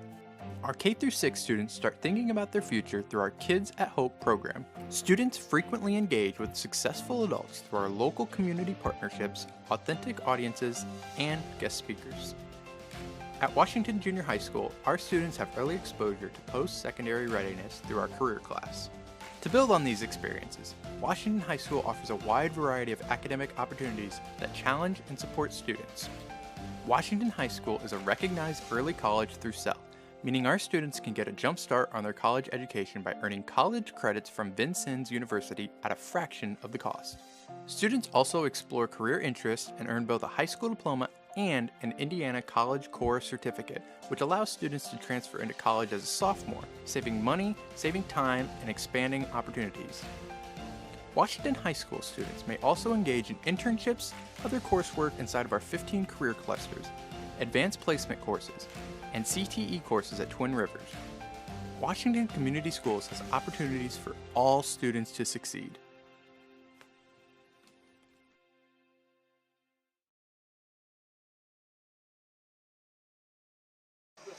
Well, it's fitting we end with that drone shot as you see the freshman class float, by the way, from the homecoming parade. The all-new track getting tested by truck and trailers, pulling those around here at Hatchet Hollow. But back to that great video piece that you saw at the very kind of corner of your screen would be where Hatchet Hollow is located. Again, this is the same footprint as the former football stadium that stood here since the late 1930s. Clearly, it is all different in terms of the stands, the track, the field turf, the lights. The Hatchets a 26-7 lead. I'll be rejoined by Jan Bozier coming up in a matter of moments. We are thrilled to be joined by the principal of Washington High School, and Brian Holland. And you are all smiles as well. You should be with the score, with 2,000 people or more that are here. What has this night been like for you? It's been a phenomenal day. It's been an all-week occurrence for us. We've had Spirit Week and a lot of different themes, and our teachers, our students, everybody being involved, leading to this build-up of this beautiful day that we've been blessed with, and had a great parade, followed up by not a great start, but a great ending to have. Well, obviously, athletics a big part of the high school experience. Not everything, not the most important thing, but to have this facility to now showcase for a football program that has maybe seen more struggle than success. What sort of, corner does this turn for this football program? Sure. Well, I think most importantly, the excitement among our community. Our community members are really behind it. A lot of footprints from our community members that are involved here have put a lot of time and dedication in. Our youth programs have really grown. They're excited to see the turf and be able to get out there on a routine basis now and play. It's just really excitement right now. Big buzz here in Washington, Indiana. Well, obviously, again, this is just a part of the academic experience and student experience at Washington High School. What's new in terms of the campus and the student experience these days? Well, a lot of really positive things happening academically for Washington. We recently have been STEM certified in our Project Lead the Way classes. We've also received the distinction of a distinguished school with Project Lead the Way. We've also began a partnership 2 years ago with Vincennes University and became a sales school, which gives us an early college experience, and kids walk out of here with several opportunities for college credits. We've actually even had a few that walked out with an associate's degree. So real exciting things academically for our kids. We got great teachers that help us along the way, and some good administrators to push those buttons. Again, if you drive this route frequently on I-69, you realize just how close Washington is to Crane. If you don't do that, maybe you don't kind of make that logical connection that it borders against the county borders. It's 20 minutes away from Washington. As that facility continues to grow, what does it mean for the town? What does it mean for the school? Oh, a lot of expansion. We've seen it in the community already. We're seeing apartment complexes, houses, developments being made. With that come the kids, the families and their kids. And, we also know that we can help a partnership with Crane as well with our future leaders here that we're producing. There's a connection there with their opportunities of coming down and having some partnerships with our kids, getting in experiences. We do an internship program with them, and just really, really neat to have that 69 access. And as a kid growing up, we always heard about it being made, and we finally got to see it finished about 10 years ago, and it's been a phenomenal experience for Washington. And one of the things that Kevin Frank touched on briefly, I wanted to kind of reinforce with you, again, people that are not from around the area, are not familiar with the growth of this area, may not be aware of the diversity that is now being centered here in Daviess County. You're nodding your head accordingly. What has that meant for every student's experience in this community? It is eye-opening. You come to a small community like we have, and you would never expect a large population of Hispanic and Haitian students that we've got.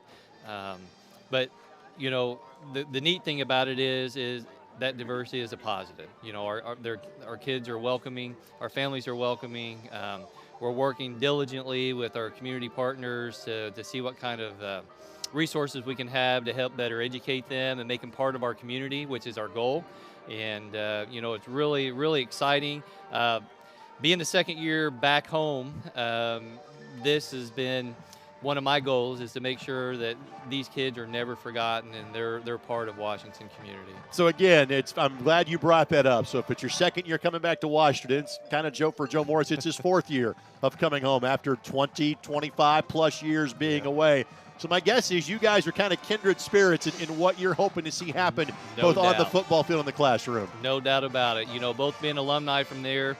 You know, I've been the principal at Pike Central for 6 years prior to taking over here, and it's awesome to be able to come back to my alma mater and lead this Hatchet program and in this high school into a new era.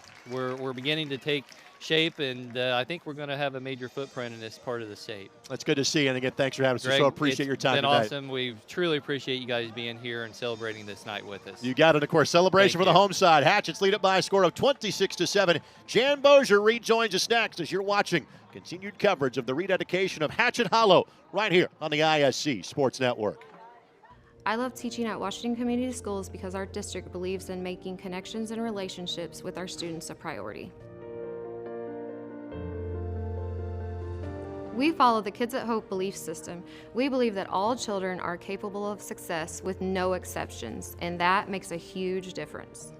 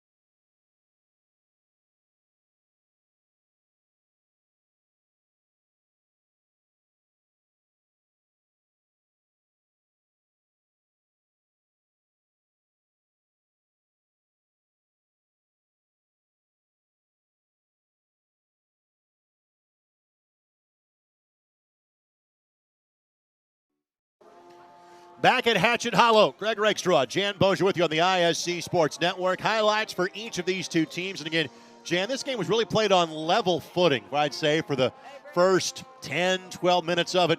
Washington took off in quarter number 2. Yeah, they really did. I thought Pike Central came out and played super well there early, got the lead, and kind of, if you will, woke up the giant a little bit. Well, for Washington, I thought that kick return was huge for them. Here you see the second turnover of the game for the Hatchets. Pike Central would soon cash in. Meadows took this ball inside the 10. A couple of plays later, the Chargers would score. But it was the kickoff return touchdown immediately following this score by Pike Central that I thought completely put the game back on Washington's side. Yeah, and I completely agree. The punt return clearly changed momentum around and it kind of woke up Washington. I think another key, the defense really came to life. They've only allowed 41 rushing yards for the Chargers, and there's that unbelievable punt return for a TD, and it came at the right time. But let's not forget, a couple fumbles, they weren't playing well, and for sometimes it takes something of that magnitude to wake your team up, and I think it did. If you're Pike Central again, you've moved the football at times. You're having trouble stopping the football from being moved right now. if you're Pike Central, what do you got left in the bag of tricks knowing you're down 19 and the Hatchets get the football to start the third quarter? Well, it's got to start on the defensive side, Greg. Washington comes out, gets the ball. They clearly have the momentum. So your defense has got a lot on its plate here, but you've got to get stops. You've got to get stops early. Don't let them get down near the red zone. Listen, you allow Washington to put some more points on the board, and it's going to be a tough uphill battle. It is so easy when it's, 4 touchdowns being scored by Washington, and one of them is of the special teams variety, to overlook the job they did defensively. You talked about the way they stymied the Pike Central rushing game. Virtually every defensive play that we show you made by Washington is made by Parker Murphy. That kid is literally all over the field. I'll tell you, I've seen a lot of games this year, and he's as impressive. I don't care what level it is, just the way he plays the game. He gets after it. He's around the football. He's just one of those IQ guys that's off the chart. And this is the remarkable final play of the half. Handoff to Xavion Leisure as he was going down. Laterals it back to Brody Isa. Isa gets his 4th touchdown of the season. He takes the final 35 yards, and with that, what was a 2-score game becomes a 3-score game. And here's a look at the stats from half number 1. Yeah, and you see their rushing yards. Clearly, the Hatches have run the ball incredibly well, 175 yards. They haven't had to pass it a lot, just 25 first downs, 11. Still, Pike Central has 8 first downs. Penalties, well, they clearly have win against the Chargers tonight. 50 yards compared to just 5 for the Hatchets. Again, on this homecoming night, you see a little bit of everything. The marching band and color guard with an extensive presentation tonight here at halftime at Hatchet Hollow. Again, we'll take this quick timeout. Third quarter action not too far away. Hatchets have the ball to start the second half, and they lead by 19 as you're watching on the ISC Sports Network. I feel like Washington Community Schools, our district really stands out because we focus on empowering and highlighting the student as a whole. We're able to kind of hone in on different passions and interests that they didn't even know they may had. It doesn't just start at the high school level, the fact that it trickles all the way down here at the elementary school, making sure that students understand that their current situation, it does not dictate their future destination, and that is up to us here within the school district, and I really feel like Washington Community Schools gives lots of opportunities for students to be able to succeed. Back at Hatchet Hollow, teams coming back out for half number 2. That'll be a couple of minutes away here on the ISC Sports Network. Thanks to our tremendous ISC Sports Network crew. Thanks to Vince Morales, J.D. Arlen, Eldon Wheeler. Thanks to Buzz. Thanks to Nick. Thanks to everybody else involved. Thanks to Jason Porter. Everybody a part of the broadcast tonight here inside of Hatchet Hollow. Now, the scores that we're about to give out in terms of halftime scores, these are the ones that normally we track in central Indiana. So to our viewing audience, specifically in southwestern Indiana, these may be far-off places to you, but places that Jan and I normally call home. A score that catches my attention, Jan, after 3 quarters, we thought this one would be close. It's not. Brownsburg leading Westfield 37-7. Wow, going to the fourth quarter. That one's a little surprising. It's not that Brownsburg's leading, it's how much they're leading by. Center Grove leading Lawrence Central 24-7 into the third quarter. Part of the story there, Jan, is we kind of thought LC might be a little bit better at this point of the season than they are. You told me at the beginning of the season that would be a score going to the fourth quarter. I'd say, yeah, that sounds about right. But this is the first opponent that Center Grove has played from the state of Indiana all season. Here we are in week number 6. That's amazing. Well, it's not going to change anytime soon. Bloomington South leads Southport 52-0. That game is in a running clock. Greenfield Central off to a fantastic start. New Pal, they frankly have not been close to the Dragons in some time. That game is a 1-score game. In fact, New Pal just scored to make it 21-14 Dragons with 5:28 left to play. Dragons going to be solid. They always are. They had a couple, but listen, a couple of games that they struggle with against 6A ball clubs or 5A, certainly bigger schools, if you will. They're going to be one of the teams to talk about when it's sectional time. A game from your backyard. Bishop Chatard 7, Garin Catholic 7. That is early in the fourth quarter. Garin's been playing well. Yes, they are, and a score that again we are carrying this on the ISC Sports Network. Ben Davis 55, Lawrence North 14. I've not seen Lawrence North. You have. I had Ben Davis last week.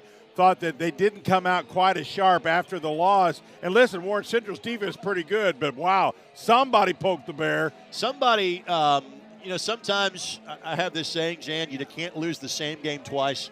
LN led late, outgained Carmel by 170 yards last week, and Carmel still won 17-14. You kind of wonder if there's a little bit of a hangover effect, even though that LNBD game is largely for the league championship in the MIG tonight. Well, when you start playing at this level, and every game is that level of competition, there's so many things that have to be right, but, you know, these are young guys, and sometimes it doesn't all just go the way these coaches plan it. Another game on the ISC Sports Network, and I'm not sure I'd call this one close, but a lot of folks thought the score would be a lot wider of a margin than it is. Going to the fourth quarter, Carmel 17, North Central nothing. That is a rebuilding program under Derek Hart. His first year, the former Warren Central quarterback. His dad, John, the head coach at Brownsburg. Good for North Central for staying in that game going to the fourth quarter. You know, and we talk about this every week. In football, there's a lot of mini victories. And sometimes you as a fan don't necessarily, well, that doesn't look like a victory to me. But when you're growing and it's a process to make strides, sometimes that's a little mini victory. And let's face it, Jan, you and I are more apt to see Pike than we are Pike Central most nights. We'll see Pike in week number 9 when they take on Lawrence North. Pike is trailing Warren Central 17-0 going to the fourth quarter. It's a Warren Central team that gave everything they had. You were there for that game against Ben Davis last week. Unfortunately, you would assume they have lost quarterback Keith Jackson for the season with a significant left arm injury. Yeah, and that was sad. But listen, the freshman came in and was solid. Certainly didn't have the athleticism of a Jackson, but he held his own. But the thing that Warren has, Greg, is their defense can keep them in games. And if they can find a little more passing game, that has kind of been their struggle, even with Jackson, is finding a little more passing game. Let's update you on one more score from Central Indiana. Plainfield 23, Decatur Central 23. That is into the third quarter. All right, Washington's going to have the football to start the third quarter, and if you're Pike Central, you frankly have to get a stop on this drive to give yourself a chance at this game. Well, quite honestly, Washington really hasn't shown us they want to throw the ball a lot. Now, that being said, you can't go to sleep on the pass, but I think if I'm Pike, I got to get aggressive defensively. I think you're going to have to blitz a little bit more, put a little more pressure against the running game that had almost, well, the offense had 200 yards of offense in that first half.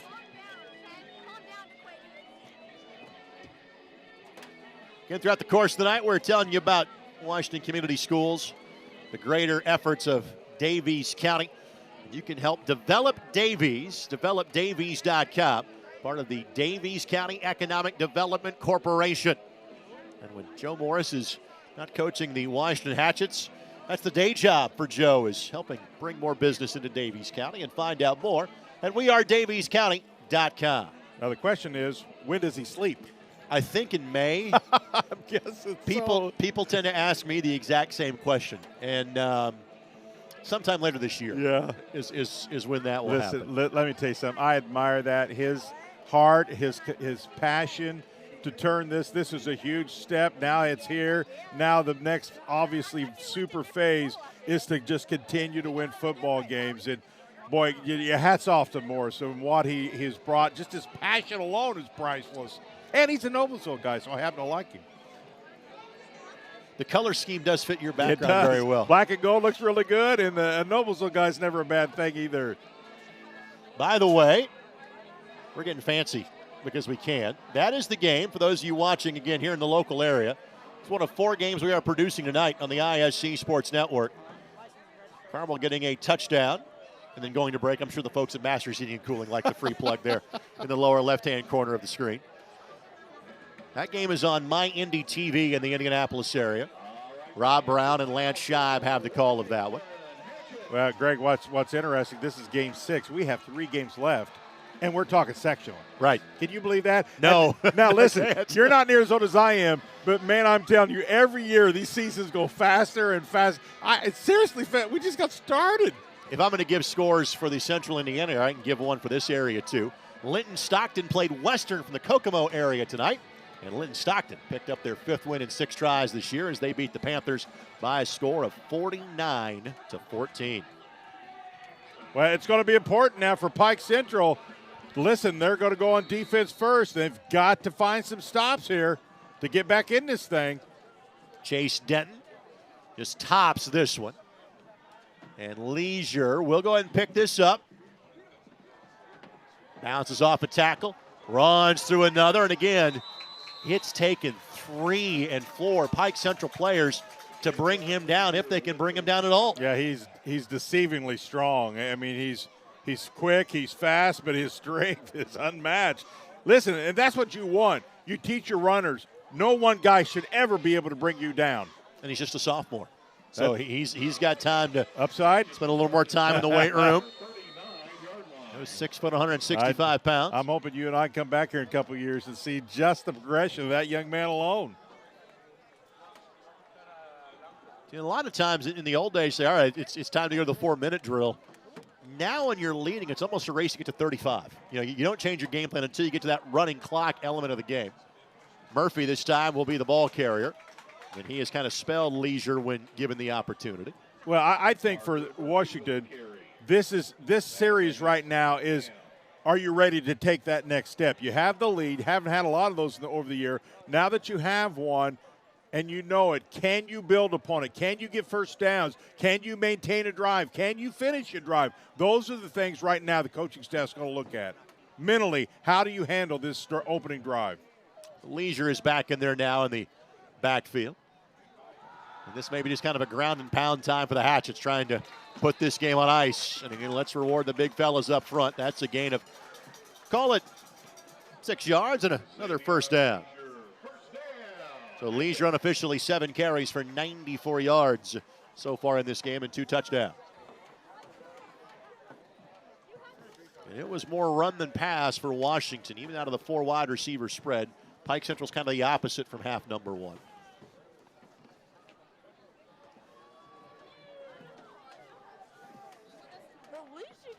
Braden Schulteis getting a breather before the next play. He's one of the many guys going both ways in tonight's game. Again, the handoff, it's Murphy. Murphy doing a good job of running through contact. We have seen that from all of the Washington ball carriers tonight. And I like the fact right now Washington's kind of slowing the tempo down here a little bit as well. Just a little longer snap count, being a little more deliberate, going deep into it. That's the sign of maturity and taking things to the next step. And a flag is thrown by the back judge. Yeah, I was going to say that's either delay a game or there's 12 on the field. Looked at the play clock; it was set. So 1 too many were on the field for Pike Central, and that's an automatic. Play is blown dead. 5 yards, first down. And for Pike Central now, that is their 7th penalty of the night. Yeah, they've had quite a few penalties. That has not helped their cause. In fact, it really disrupted, I think, in that second period, Greg, really kind of their momentum a little bit, so many penalties.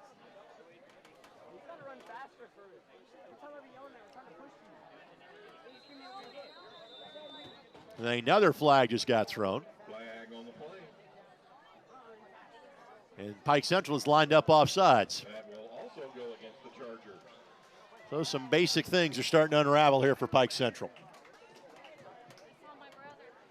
Yeah, coaching staff not going to be happy about that. You as a defensive player can control where you line up. You cannot be in that neutral zone of the football when you line up. Pike Central opened the season at Riverton Park. That's a far piece away from Petersburg. 26-0 loss to RP. I know where Tecumseh's at. Been there. It's just down the road from here. Yeah. Not far away. Yeah. As a Lanesville guy, believe me, I know all about Tecumseh. Yes, you do. Our high schools kind of keep playing each other in the postseason for events on a regular basis. And a timeout taken by Washington. Let's go ahead and step aside. 2.5 minutes into quarter number 3. The song remains the same. Hatchets 26, Chargers 7. Back after this on ISC. I'm proud to teach at Washington Community Schools. They offer a lot of things and opportunities to students and staff in ways of technology and other opportunities, different programs such as the STEM club and robotics teams. And there's something that everybody can get involved in and that they really can enjoy. The number one reason I love to teach is because I love to be able to build the relationship with students. Hopefully that I can be a positive role model and make a difference in some of their lives. So timeout taken by the Hatchets. Want to make sure everybody was set and properly aligned offensively. Playing from the front 26-7 again. They led last week at Princeton. 35-18 in the third quarter. Princeton scored 21 points to end the game. give Washington a 4th defeat in 5 tries. Greg, I've heard a lot of talk around here. Both these ball clubs have played Mount Vernon and Posey. Really good ball club. They're 4-1, and both of them got beat pretty well by this Mount Vernon and Posey.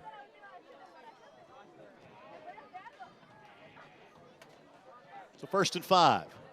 Stowers fakes the handoff on the jet sweep. Pike Central had that play covered.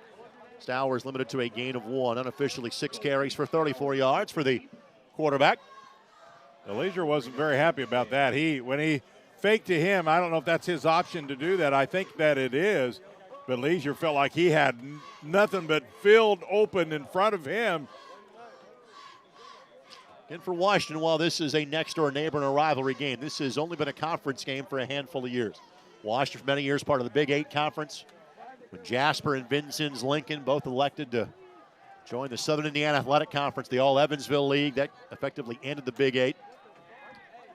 Hand off to Leisure. They went right back to it. Leisure finds a couple of yards, and again, Pike Central realizing it's going to take everybody to bring number 8 down. They do it that time.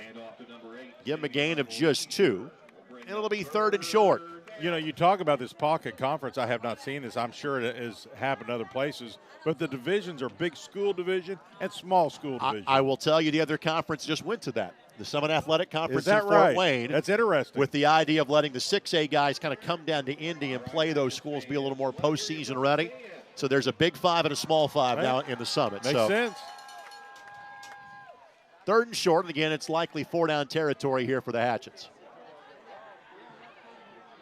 Handoff goes to Murphy. Murphy's got the first down. Murphy still going and nudged down at about the 17-yard line. Give him a gain of 13 on the play. Boy, you hate. I'm not sure you can burn him out, but listen, it just whatever he seems to touch goes very well. Look at the blocking up front. What I like about the surge here is the linemen are going to that next layer and trying to find another block. Murphy, he got walloped that time, and again, just keeps the legs going. It's a gain of 2. That is Briar Thomas, and Briar has been on about every tackle, seemingly for Pike Central, and he's going to need an extra moment to get back up. I think they go right back to him. He's got momentum. He wants to stay in, but he's not going to. Murphy had 14 carries for 65 yards in the season coming in. He is a defensive stalwart. It's the reason he's not getting as many reps offensively. Murphy will come back out as Leisure will come back in. It has been all ground for Washington on this drive, and they have melted. 4.5 minutes off the clock since taking the opening kickoff of quarter number 3. Now Stowers will go to the air and has a man on the slant touchdown.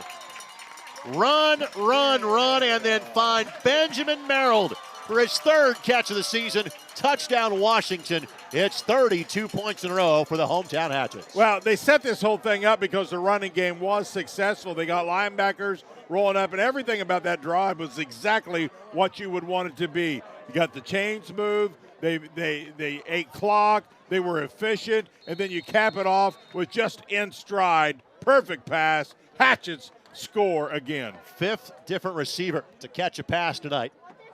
For Stowers, it is his 1st touchdown toss of the evening. 4th offensive touchdown, and again, Washington will go for 2 here.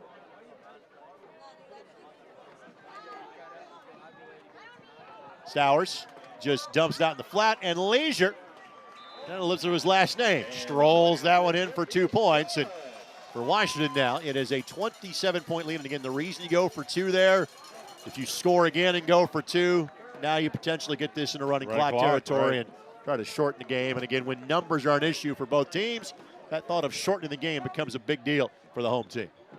Well executed. The execution from second quarter on has been really crisp, and I think that's got to make Coach Morris really happy. It's one thing to make the right call for the play. It's another. But when you get execution from the plays you call, that's what you want to see. Of course, Washington won this game last year 41-0 in regular season. Pike Central will quickly point out that the sectional score was 7-28. They turned it around.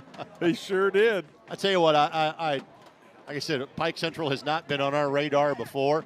This is the first time I've ever had them in a sporting event. Clearly know about the area and have been through Petersburg several times for a variety of reasons over the years. I loved the scene when they won their second sectional game, which is something they had not done before. when they went to the sectional final, and everybody from the stands went onto the field. Yeah, I thought that was so cool to see. They may as well want it. They felt like it, but listen, when you can do that, and I think Pike Central has some potential. They got a lot of young guys too, so they're going to have some games left that they can get some things turned around. Still some time left, but boy, this game's slowly getting away. But they're going to have to find some offense here in a hurry. Ramsey's kick, good job to field it there by Pike Central. And this drive will start for the Chargers at the 36-yard line. That time the return by Ethan Mann, a name we have called a lot in tonight's contest. I'm sorry, I'm just going to say it's really now or never for this offense at Pike Central. They've got to find some points here on this drive. Billy Payne amongst those along the offensive line. He is one of the 7 seniors on this Charger roster. Meadows, the quarterback, a junior. It is a sizable junior class for this Pike Central team. On the handoff, it's Boyd. And again, you'll hear NFL defense coordinators, Gus Bradley comes to mind. You play the run on your way to the quarterback. Okay, Washington has been blitzing basically every play, challenging Pike Central to beat them deep. That time, that run was right to the teeth, that Washington blitz. Yeah, and quite honestly, you have to throw the ball a little more when you're getting so much of the blitz. They had some success with that screen, and that's what you typically will run against a blitz package. They have not been well, first of all, they haven't had the ball much here in the second half, but let's see if they go back to that screen package that they really ran pretty successful to that right side. Second and long. There's a little quarterback counter. Just trying to buy some time. Little sandlot football and overthrows his man. That was Gish. Good job by the linemen to stick with their blocks, but also then not go downfield. Well, give that play a chance, but it does not work, and it's third down. Washington has certainly did a much better job against this young man right here. I think he can be a special talent. I mean, he showed us in the first half. Now, that being said, he's not been able to find the ball a lot here, and I think Washington, quite honestly, has done a better job of maintaining him. Washington was able to do a little bit of a line change, brought in 3 fresh defensive linemen for this play. Big down right now here for Pike Central. Meadows being chased, and again, really has had to throw that away because of oncoming pressure. And again, neither side, you kind of ask coaches for 2 deep, so you really don't have the 2 deep. You have the starters for both sides. That's why I mentioned the fact that Washington literally just brought 3 fresh players in for that play, and you could see it as they were chasing Meadows. So on to punt the ball away. Seen 3 really good kicks by Giles Mason, and one that was sent backwards on the block by Owen Reinking. Reinking almost got that one. That one, Washington just kind of scatters, gets out of the way. And it will eventually check up at the 32-yard line. So that'll be a punt of 32 yards by Mason.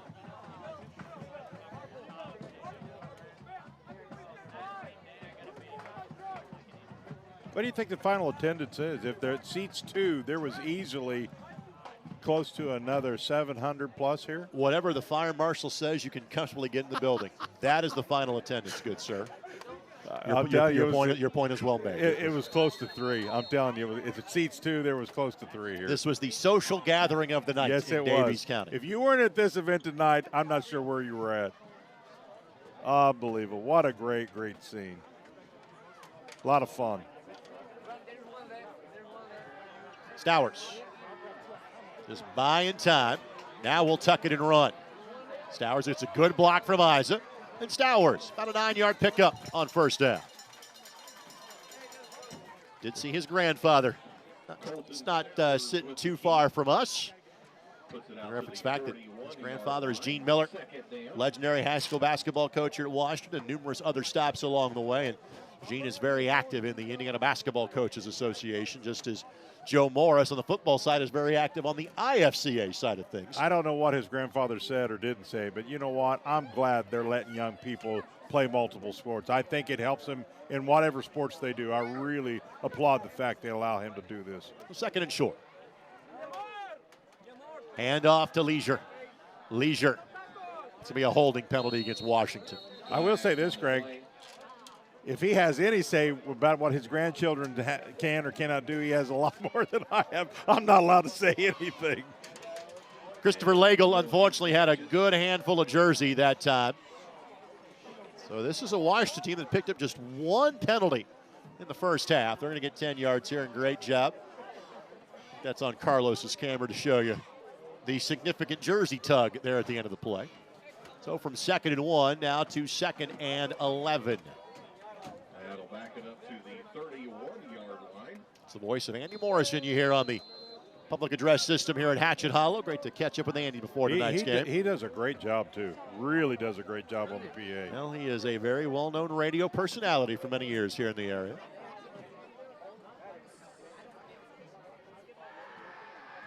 Stowers slings it, looking for the deep ball, and it's tipped and intercepted. Picked off. And Pike Central will run this back for a little while. Still going down the sideline of the 35-yard line. That's Grant Boyd. So Boyd, one of the many two-way players. That ball off the hands of the defender. Scott and Boyd went and got it. Well, first of all, he has a long time, and I tell you, he throws this ball a ton. And I'll tell you, the defender, that was Gish, just got enough hand up there to kind of blind him for a split second and couldn't see it. Hit him on the helmet, but that was a well-thrown football. Just a really good defensive play. This is the third turnover of the game by Washington. Again, that keeps the game from potentially getting into running clock territory here late in the third quarter.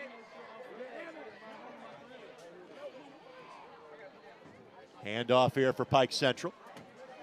And a yard. And how do you get rewarded for an interception? Hey, go run the ball the very next play.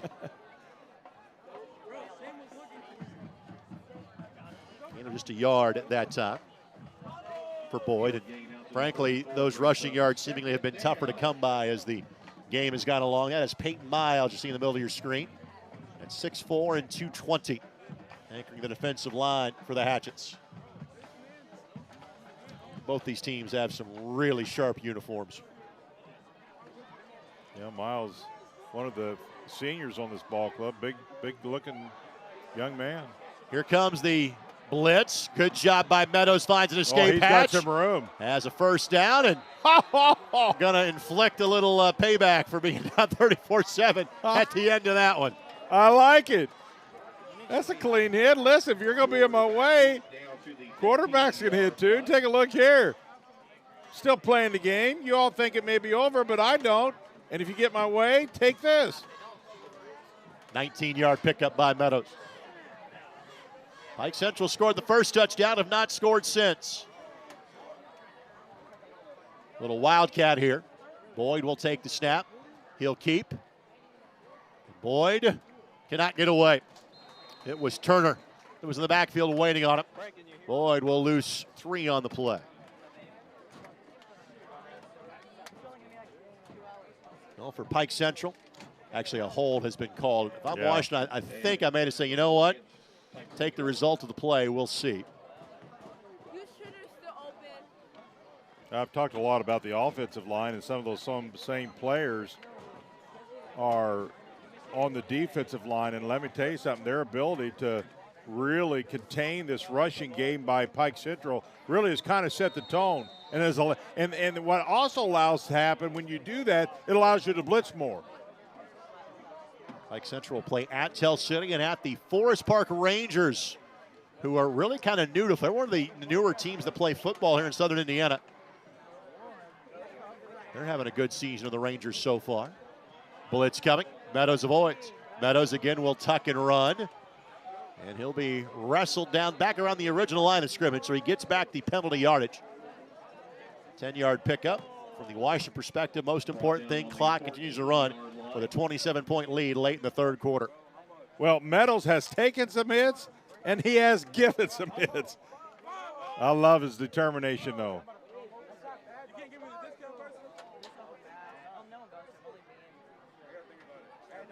Play clock is at 16 as the Chargers break the huddle.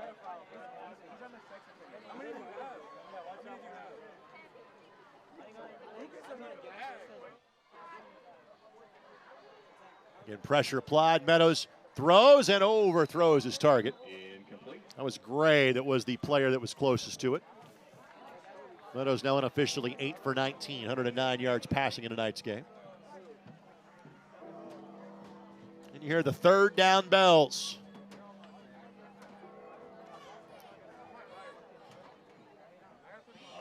So third down and 9. By the way, we reference Andy Morris. I want to make sure I say hello to Dwayne Shake, who is here providing the play-by-play commentary on WAMW. He does a wonderful job in covering athletics here in Davies County. Also now owns the Razor in Lagodi, 94.5. Out in the flat and incomplete pass. And Meadows is taking a bit of a pounding in tonight's game. Kid keeps picking himself up off the turf, though. Let's hope that he is all right. He took a pretty jarring shot at the end of that play. Did.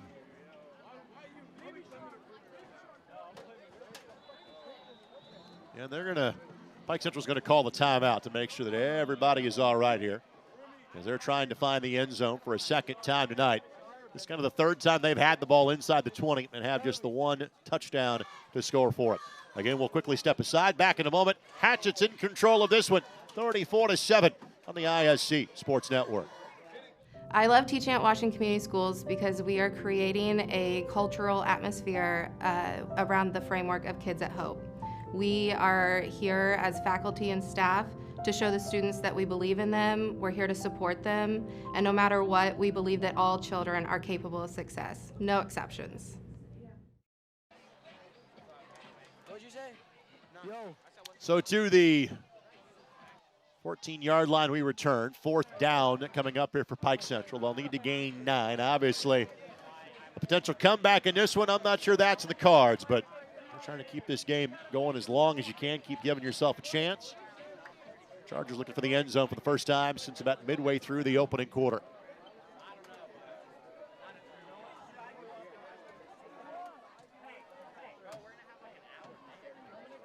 I want to thank our tremendous ISC Sports Network crew, not just for their work tonight, but we're producing 5 different sporting events tonight with the ISC Sports Network. 4th and 9. Again, Meadows slings it. Catch made. Got it. It's a touchdown. It's definitely a first down, and it's a touchdown as well. No doubt. Giles Mason gets the touchdown grab. And the Chargers bring it down to a 21-point lead, extra point pending. Let me tell you something. Pike Central shows a little grit right here. Down a little bit. You know what? They rallied the troops, got a drive together. Good blocking up front. Look, he has all day to throw. He can pinpoint it, puts it right where he needs to. That's a nice score by the Chargers. So first passing touchdown for Meadows in tonight's game. And Mason's extra point try. Misses it. Just kind of whiffed that one. So 34-13. We just stepped aside. We'll keep it right here late in the third quarter. Well, throughout the course of the broadcast, we have talked about discovering Davies County. In there you see Joe Morris, the head coach. Not that gentleman, but in terms of that logo you see there on the left-hand side. Joe heads up the Davies County Chamber of Commerce and the Davies County Visitors Bureau. Visit daviescounty.com, discover davies.com, and you'll learn more about this wonderful corner of the state of Indiana. You know, Greg, coaches talk about finishing games all the time. Now, Pike Central has come back and scored. You can kind of get a sense of the atmosphere of the stadium now is a little flat. So you as Washington now, a lot of time to be played here. You cannot allow yourself to go flat either. It's not over with yet, and they got to take this next step and figure out to finish strong in these ball games. Let's see how they respond after being scored on. So Denton on to kick this ball away.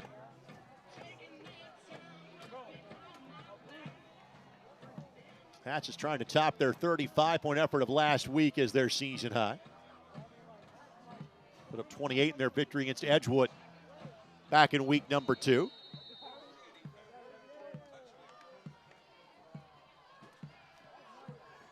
Denton's kick will stay in bounds. That's a live football. Yep. Got to pick it up regardless. And the run back taken down to the 20-yard line, so that could not have worked out better for Pike Central. We saw Washington move the football easily, largely through the ground on drive number 1. The turnover on drive number 2. Turner kind of hobbling a little bit as he comes off the field. Hatchets already will have their final regular season home game next week against the always tough Gibson Southern. They won the 3A state title a couple of years ago. We mentioned Derek Hart, the new head coach at North Central, and their dad, John Hart. Well, the brother is the head coach at Gibson Southern. He That's sure Nick. is. They beat Rebuff in that state championship game a couple of years ago. They're 3-2 coming into tonight's ball game. Handoff.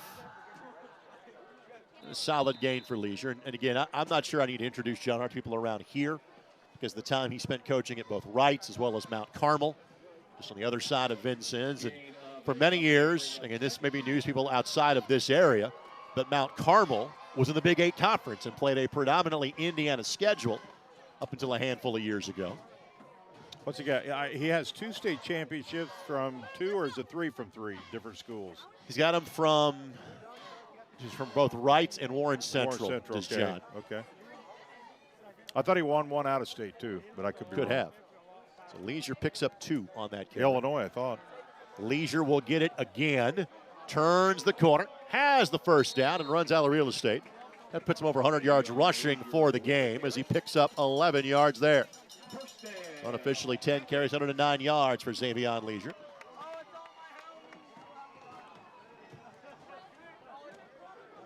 Well, they being Washington, Greg, just has some really key pieces that you just have to be so excited. Not just for this year here, still tons of games to be played. They're thinking about this year. A lot of young guys, you think about future, but boy, there's some talent here for this year. Stowers just will take what he can and move on to the next play as he'll pick up 2 yards. Again, it's turned into a pretty run-dominant offense, understandably so, playing from in front. Here in half number 2 is Washington. In Washington, they play in the large school division in the Pocket Athletic Conference. They have Gibson Southern here, then they go to Boonville, and then they finish at the always tough Heritage Hills squad. Of course, Heritage Hills of the multiple NFL alumni over the years. Perhaps you've heard of Jay Cutler, Ken Dilger in years gone by. On the handoff, solid gain by Murphy. Murphy's got 3. We will feature the Heritage Hills basketball team, as we have several times over the years, because the younger of the Sisley brothers is being recruited by, pretty sure, every major college and maybe a few NBA teams at this point. They'll come up to the Indianapolis area and play some showcase games in the month of December. Jan and I were discussing the fact that our basketball schedule is being taken care of and written up over the course of the next few days. 3rd down coming up for the Hatchets.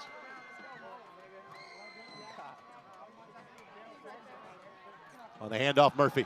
Murphy, good tackle. Oh, my. He's going to be short. Picked up 2, and that is the final play of the quarter, and that is Grant Boyd that upended Murphy. Murphy's been laying the wood to some people in tonight's game. He gets it delivered right back to him at the end of quarter number 3.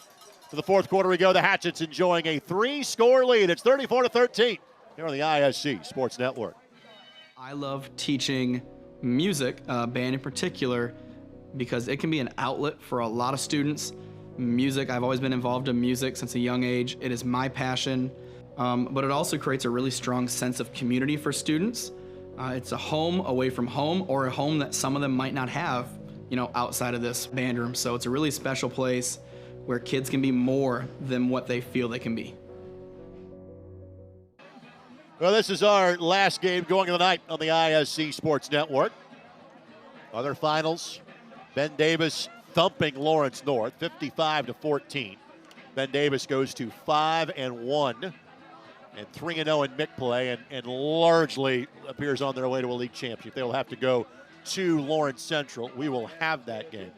By the way, young lady, I hope that arm heals well. I do, the pink cast looks great on you, but hopefully you get that off soon. And then they'll play North Central week number 9 with Ben Davis. Carmel wins back-to-back games for the first time this year as they win 27-6 against North Central. John Hebert's team now 4-2. We'll see them in 2 weeks when they play Warren Central. And Danville playing a freshman quarterback tonight. beat Southmont 42-21. Well, Carmel's got a young quarterback that continues to get a little better each week as well. So their offense, as it continues to grow with the young quarterback, they're going to be, they're going to be a team to be reckoned with come sectional time. Pairing show is 2 weeks away. It's unbelievable. For the first time, the Hatchets will, nope, they're not going to punt. Leisure will carry it and run for a first down. Now, great play design. Yes. First time they had lined up in a punt formation all night. Leisure takes a direct snap, and Washington will maintain possession and bring their offense right back onto the field. Well, it's a low-risk play when you got a 34-13 lead. You got that young man, and it was well executed. So every part of making that call, was the right call. And every team down the rest of their schedule has to scout that play. Exactly right. And you kind of lay off the punt block team from this point going forward. And the clock rolls with 11:40 left to go. And our game kicked off at 7:30 this evening. Play clock at 2, at 1. Won't get it off in time. Washington never really huddled. They had 12 guys on the field. They had to wait for Murphy to clear the field. So delay a game coming up here against the Hatchet. Just their third penalty of the night. Want to say hello to my good friend Nikki Sparks, who for many years was a teacher or an administrator here in the Washington school system. I had a pleasure of coming down to her Moment Makers event last April, along with great friends of mine like Sam Alford, who is a Washington native, Chris May, Bill Brooks, etc. It was a tremendous showcase for this community and school corporation. And Nikki stopped by to say hello before the broadcast. It was wonderful to see you. Flag is again thrown, and I think somebody on the offensive line moved. And for Coach Morris, this is just simply at teaching time. Hey, finish the game. Yep. Finish it out, fellas. It's a part of that next, we keep talking about the next level of what you want to accomplish.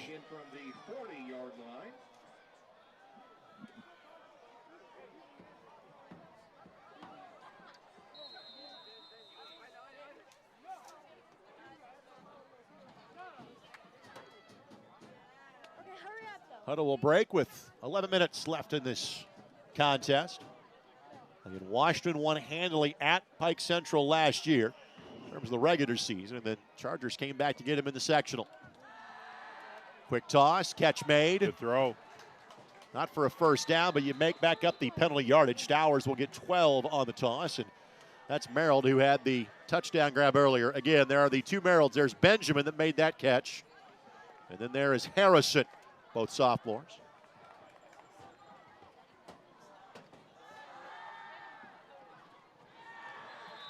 They've let Stowers run the ball a little bit tonight too. He's taking some hits too, and his, for the most part, his running has been effective. They're trying to just broaden all their options to make it a little more less predictable offensively. So they're really opening it up here and allowing the quarterback to get some running reps here.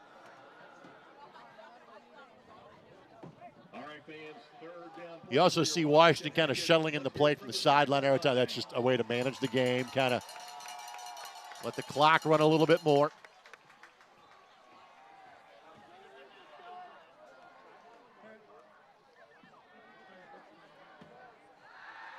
Stowers in the flat. Merrill tackled inbounds. Minimal gain for a gain of 3. And that is Harrison Merrill. That is his fourth catch of the contest. And I think once again you got to be happy with what this front line for Washington has provided to him. Is for the most part, pass protection has been pretty consistent.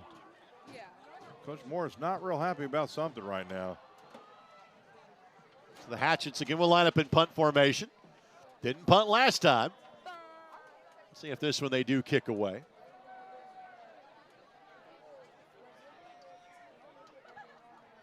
Yeah, no swinging gate this time. First kick is a good one. And that one, will it hold up? No, does run into the end zone for a touchback. That's a 43-yard punt. You can live with that anytime. One more time, let's thank our friend Bill Dobson from Bill Dobson Ford, where a Dobson deal is a better deal.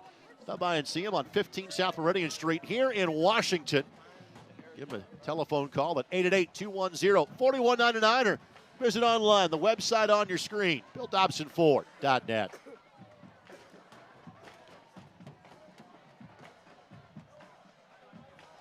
Jan, next week, you're not going to be too far from here. No. Up in Spencer. Owen Valley playing host to Cascade.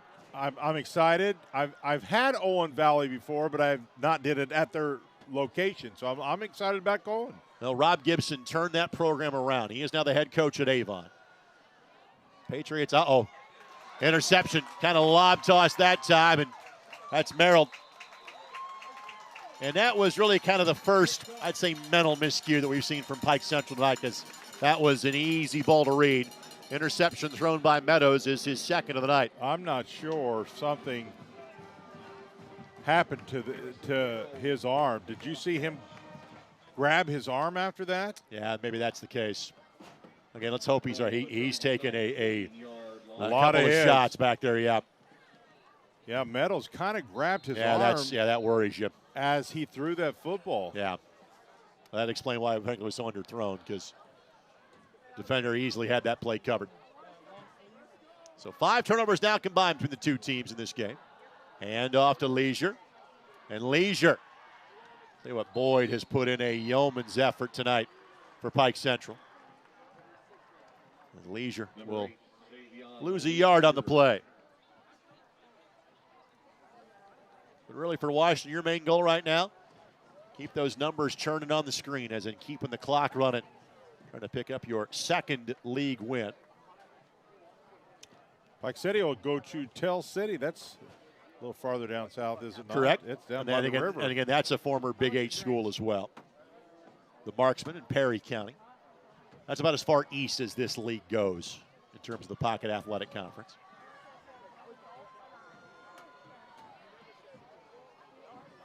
Handoff goes to Murphy. And Murphy just keeps the legs churning. He does. He'll pick up 4 yards. Well, there is another local option now for football for these young men of these two schools if they want to continue their college education. That is the folks at Oakland City now playing what's called sprint football. Are you familiar with that, Jim? I am not. So this is a military kind of based football. It's the same football that you're seeing, but every player has to be under 187 pounds. St. Mary's of the Woods plays it now. Oakland City plays it. Bellarmine plays it. Quincy has a team over in Illinois. So there's now a college football option just down the road for these guys at Oakland City. I guess you and me, we couldn't play for them, could we? Not since much early in our years, no. We lost our eligibility a long time ago both in age and pounds, yes. Listen, it's 180. What was the criteria? 187. I lost that at birth. Murphy on the carry. Hatchet's going to go quickly here. Get the handoff to Murphy. Murphy zigging and zagging his way through. How about that? Has the touchdown. That young guy, I'll tell you, I'm going to walk away tonight remembering the play of number 20. He has been spectacular. Both sides of the field. You just cannot deny the way he plays the game. If you could bottle that and sell it, you'd be a rich man, Greg. Just always gives 110%. And he is just a junior. The tackle by Briar Thomas kind of slung him into the end zone. And by the way, that shot as we kind of pulled back to show you the stands shows again just how full this place is. Washington will go with 2 for 2 here.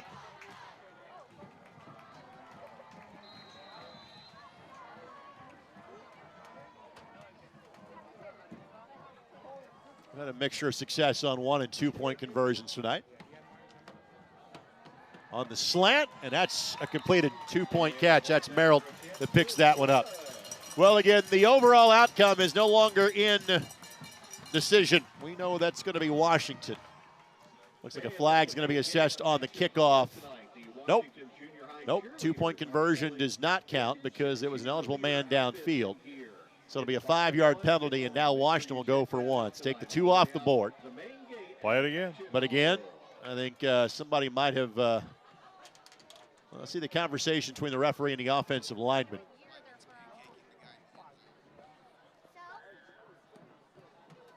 And yes, that would be correct. The lineman can't be that far down the field. He's going to throw the football. That's a little long. Now, see, this is what happens when our director, Vince Morales, is former starting center in high school football. he was on top of that, He catches that. Yes, he did. I'm working with a lineman to my left and have another one in my ear. We're all going to be tired by the time the dance comes, bro. Literally. So the extra point try from 25 yards out. No problem on distance there, and the kick is up and good. Well, 6:45 left to play. Hatchets lead by 4 scores. It's 41-13. Back in a moment on the ISC Sports Network.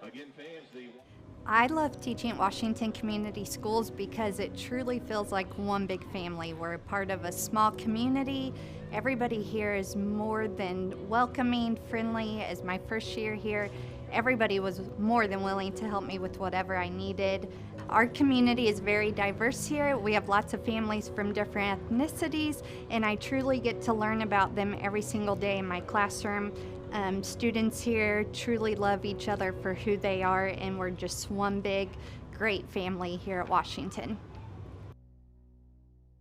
I want to thank our friends at Bill Dobson Graphics, window tinting, vinyl graphics, signs, banners, vehicle wraps, logo design, and more. Give Bill a call at 812-254-1379. Well, a night to remember here at Hatchet Hollow. 41 points for the Hatchets. Total story well represented. Yes. Here in the crowd tonight. And even I knew what that was. Clearly the class floats had a significant theme. They did. For homecoming. Short kick. Fielded at the 25-yard line by Pike Central.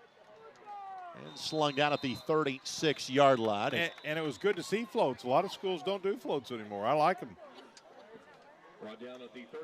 And so many schools that they're homecoming tonight, you're going to do that just kind of the general, you're kind of in between. If it's senior night early or senior night late, looks like a flag against Pike Central. Going to bring this one back a little bit farther.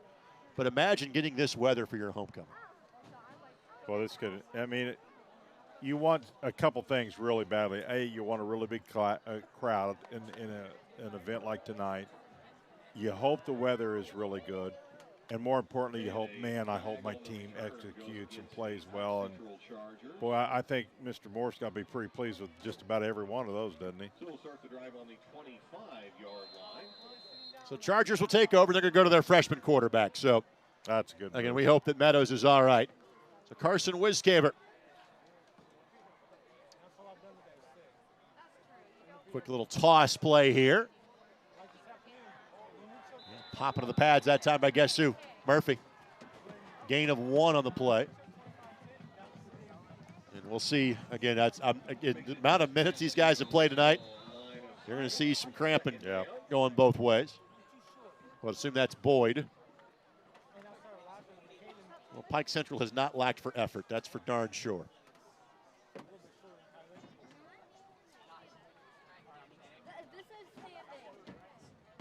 Boyd has an interception, has a touchdown run tonight as well. Both teams have a chance to hydrate here. Where'd you tell me you were at next week? So next week I will have Lawrence North and Warren Central. Ooh, that ought to be a good game. Yeah. Warren was leading Pike 17-0 at last checked. Obviously, LN got walloped by Ben Davis. That'll be an interesting game because we'll see how both those teams respond. That'll be interesting because they could listen. Both LN and Warren has the potential to do something. You know, if they can put it together. So that'll be an interesting. I'll be keeping my eyes on that score. Had Warren a couple times now. I've not seen everybody, but I certainly have seen Warren. Our slate on ISC next week is where it continues to kind of stretch of that cramp for the Pike Central player. Cascade at Owen Valley, where you'll be at that one. Right. Danville at Frankfort on our Hot Dog Network offerings. Tri-West at North Montgomery. We added that to the schedule late, courtesy of our friends at Wintech Tipmont. And again, Warren Central at Lawrence North. And our friends at 9-Star will have Delta and Pendleton Heights for us. So, I'm sorry, Jan, we have 5 games we're producing next Friday on the ISC Sports Network. I think it's great. Absolutely love it. Reference the fact that we had 5 events tonight. We at the ISC Sports Network also produce Indianapolis Indians baseball. They are wrapping up another successful season at Victory Field tonight. Tonight, our 73rd home telecast we've produced for the Indianapolis Indians. And that's not the way you want the play of design. Again, player to go down to a knee to go get it. That's a backup tailback. That's Cameron Clements. That's 2 freshmen in the backfield right now for Pike Central. And it's a loss of 2 on the play. All right, Hatchet fans, third down for your Washington Hatchet defense. And as always, want to thank Larry Cochran, the AD at Washington, for being such a gracious host to us. We're used to seeing him in the postseason. This is one of the Indiana high school meccas of basketball just up the hill from us. Jan may try to sneak in and shoot hoops while he waits for the crowd to disperse and waits for our crew to. I wouldn't wait a lot of places to shoot hoops, but at the Hatchet house, I'd probably wait. Great effort to keep the pile going by Pike Central. But a flag was thrown behind the play. As it stands now, that's a gain of about 10 yards. But we'll see exactly how this one will be adjudicated here. It looks like this one's coming back. I have a few people who's left, but for the most part, everybody's staying with it.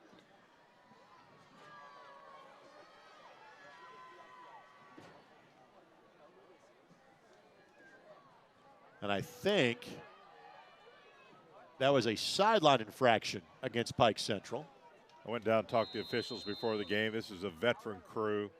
Truly love what they do. All right, fans, third They were down. really looking forward to the game and enjoying the new facilities as much as anybody. And they have their own new locker room as Yeah, well. They do. And with it being third and forever, Pike Central will simply hand the football off. In the backfield will bring up fourth down. Clements will get maybe a yard for his efforts, and the punt team will come on for Pike Central. And we certainly are in need of more officials in the state in multiple sports. In terms of football, I know that there have been games in the Terre Haute area. You're noticing a lot of Thursday. There was a Thursday night game last night. Northview and Terre Haute South played last night because of officials. A lot of games in that area have become Saturday games because of officials. So we've been kind of talking about this for some time, but seemingly in that area of the state, it's become more of a problem. Another solid kick, and washing everybody up. They were playing safe, but there's a flag down on the other side of the field. As of now, that is a kick of 37 yards. To the 37-yard line, I should say. Illegal formation against Pike Central. The Chargers. Boy, Pike Central just really set off the penalty flags tonight. That has not helped their cause at all. And Joe Morris is saying, hey, can I just simply tack on 5 yards to the end of the play? Or do I have to accept the penalty to get the 5 yards? I think at this point, Joe's just saying, hey, let me get my offense out there, and we'll they're going to make him punt it again. Yep, think that you have to.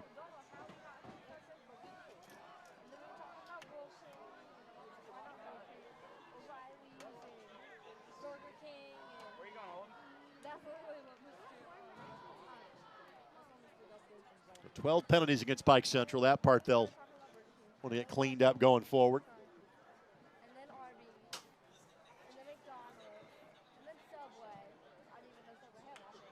Washington will have a player back to return this. That is a young man that had the kick return touchdown earlier in Memmering. And he's rolling only about 20 yards deep. Bit of a high snap. Think you got a piece of it. Yeah, short kick.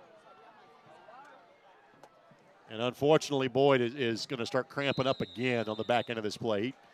Probably time to give him the rest of the night off if you're Pike Central at this point.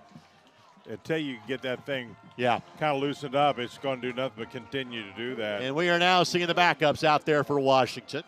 So they will go to their reserve quarterback and Levi Burkemper. Lanky freshman. We saw him play a couple of plays at wide receiver earlier. No, he's in there too. Well, I mean, that's when you're really starting to take your program to the next level, is being able to get your next players in and get them some experience. Yes, you're going with the freshmen at this point. A lot of the backups here. Just trying to get everybody a few extra snaps in a game like this. That's a solid gain of 5 yards on the play. Ball carrier Brody Clark. 5'5" sophomore. Picks up 5. Clark will get it again. He'll get 2 more before he gets lassoed on the play. That is Ethan Nelson. And what you are largely seeing is a freshman-sophomore game out there right now between these two teams with 3.5 minutes left to play. Yeah, there's no question Coach Morris is going to take a little time to enjoy this game. I mean, this will only be their second win. Really felt like he should have had some more, but it is what it is, as he said. But the next step will be, can you come back at home, your final home game, and really compete with Gibson Southern? That'll be really a huge test for him. Aiden Chestnut now is the running back, and that throw is short hop. Burkemper was the intended target.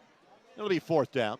And Gibson Southern is probably not what they were a couple of years ago. Are they still kind of the litmus test that you're looking for in this area? Yes. The other team that is in Washington sectional, and they're having one of their best seasons in a while, is Vincent's Lincoln. And again, Lincoln is now playing the full Evansville schedule. So they're seeing Jasper, which they always do, but Wrights and Memorial and Castle and teams like that. And Lincoln's having some pretty good success against those teams this year. And then eventually the last game of the year, Heritage Hills, who has not lost at all. So, and then they have Boonville, who's 2-3 in between all that. So they got some decent competition coming up. Handoff on 4th down and cut back for the 1st down. That's a heck of a job that time by Brody Clark. And again, really your goal at this point is just keep your offense in the field, keep the clock rolling as soon as the change gets set. Clock will roll. 1 more 1st down. We'll put this game to an end. Jackson Voile's going to head out there now and get a little run for Washington. Chestnut will as well. Jordan Emick will come off for this play.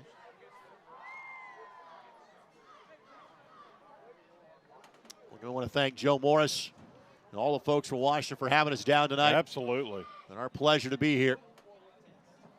Boy, just great hospitality. What a fun night, Greg. I've really enjoyed this. On the handoff, it's Chestnut, and will be stopped after a loss of 1 on the play. So Washington will go to 2-4 in the season. Pike Central will fall to 1-5. But in the new Hatchet Hollow, Hatchets are 2-1. Yeah. And I think the thing I walk away with it, man, the defense really got better tonight for Washington, and the offense has gotten a little better too. Both sides of the football, I think you've seen improvement, and you got a victory to help that cause. That's going to be big. Catch made in the flat. And tackle made in the field of play. That is Jordan Emick, sophomore wide receiver. That'll be 3rd down and short. 1:40 and counting left to go. And you're 1 1st down from getting into victory formation here if you're the Hatchets. And this is a trophy game. Those are good. Oh, yeah. I love the trophy games. It's just that little extra incentive. Hey, let's win this trophy. Hand off to Chestnut. That'll get the 1st down. And again, you can take a couple of more knees and put this one at the end.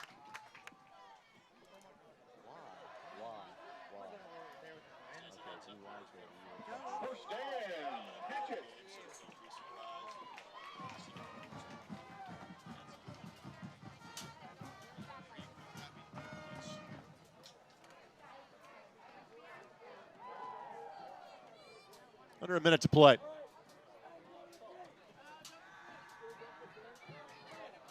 Flag going to be thrown. Ball in front of the end zone. That's a touchdown, but I think this is probably coming back because of a flag. Oh, I think the mom's a couple rows down, and she hasn't seen the yellow flag yet. Poor lady. That's a holding call. Oh, poor lady. I'm really nervous. She has the name on the back of her shirt, and I believe it matches the one who caught the ball. He's going to be disappointed when it's waved off. So the score remains 41-13. And the clock will roll.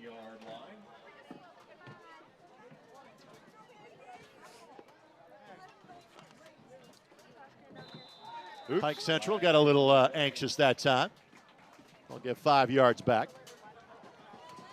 And we will make our post-game show brief, knowing our crew has a drive back to the Indianapolis area this evening. But they're young. They're used to being up all night.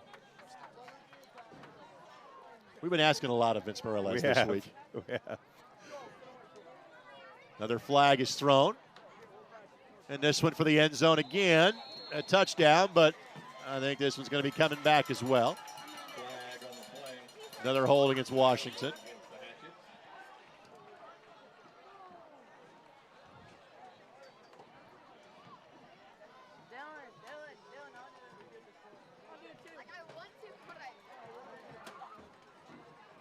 And the clock will roll again when this ball is set.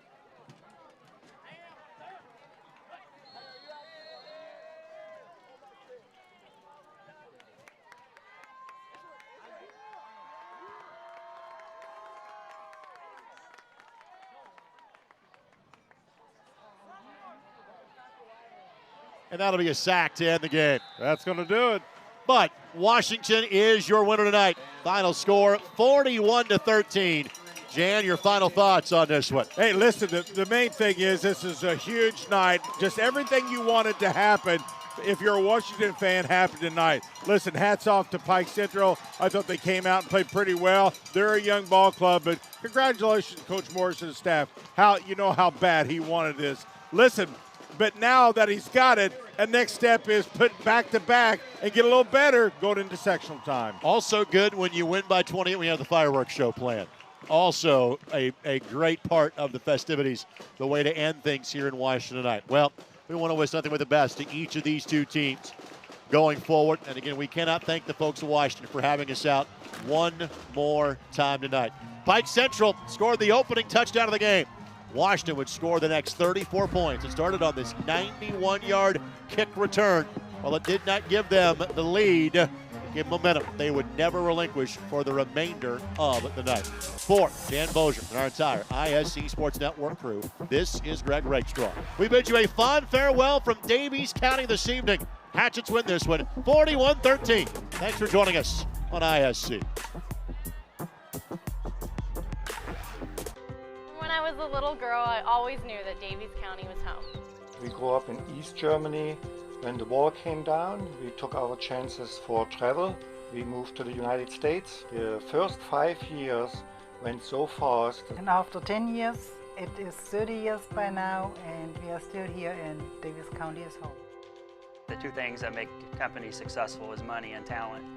And if you never run out of talent, you'll never run out of money. So it never dawned on me to set up our company anywhere different than Davies County, Indiana. I started playing music at a young age, and I've traveled around the country, but I moved to Montgomery in 2015, and the more of the world that we get to see and the more opportunities that open up for us, there's really still just no place like coming home.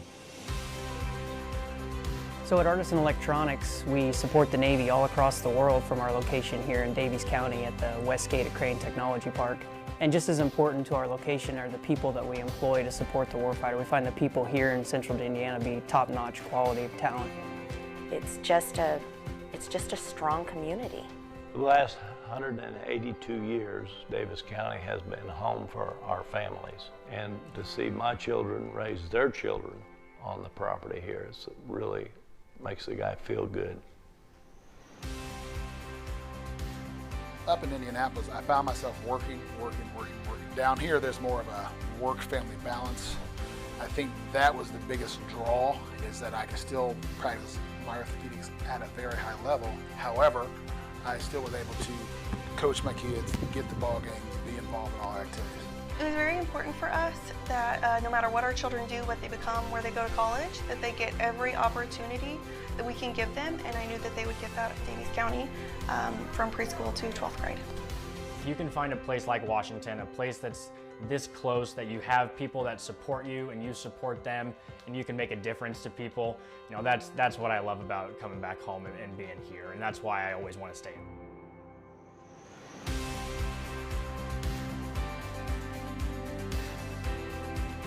So now when people ask, why Davies County, it's all because of the people.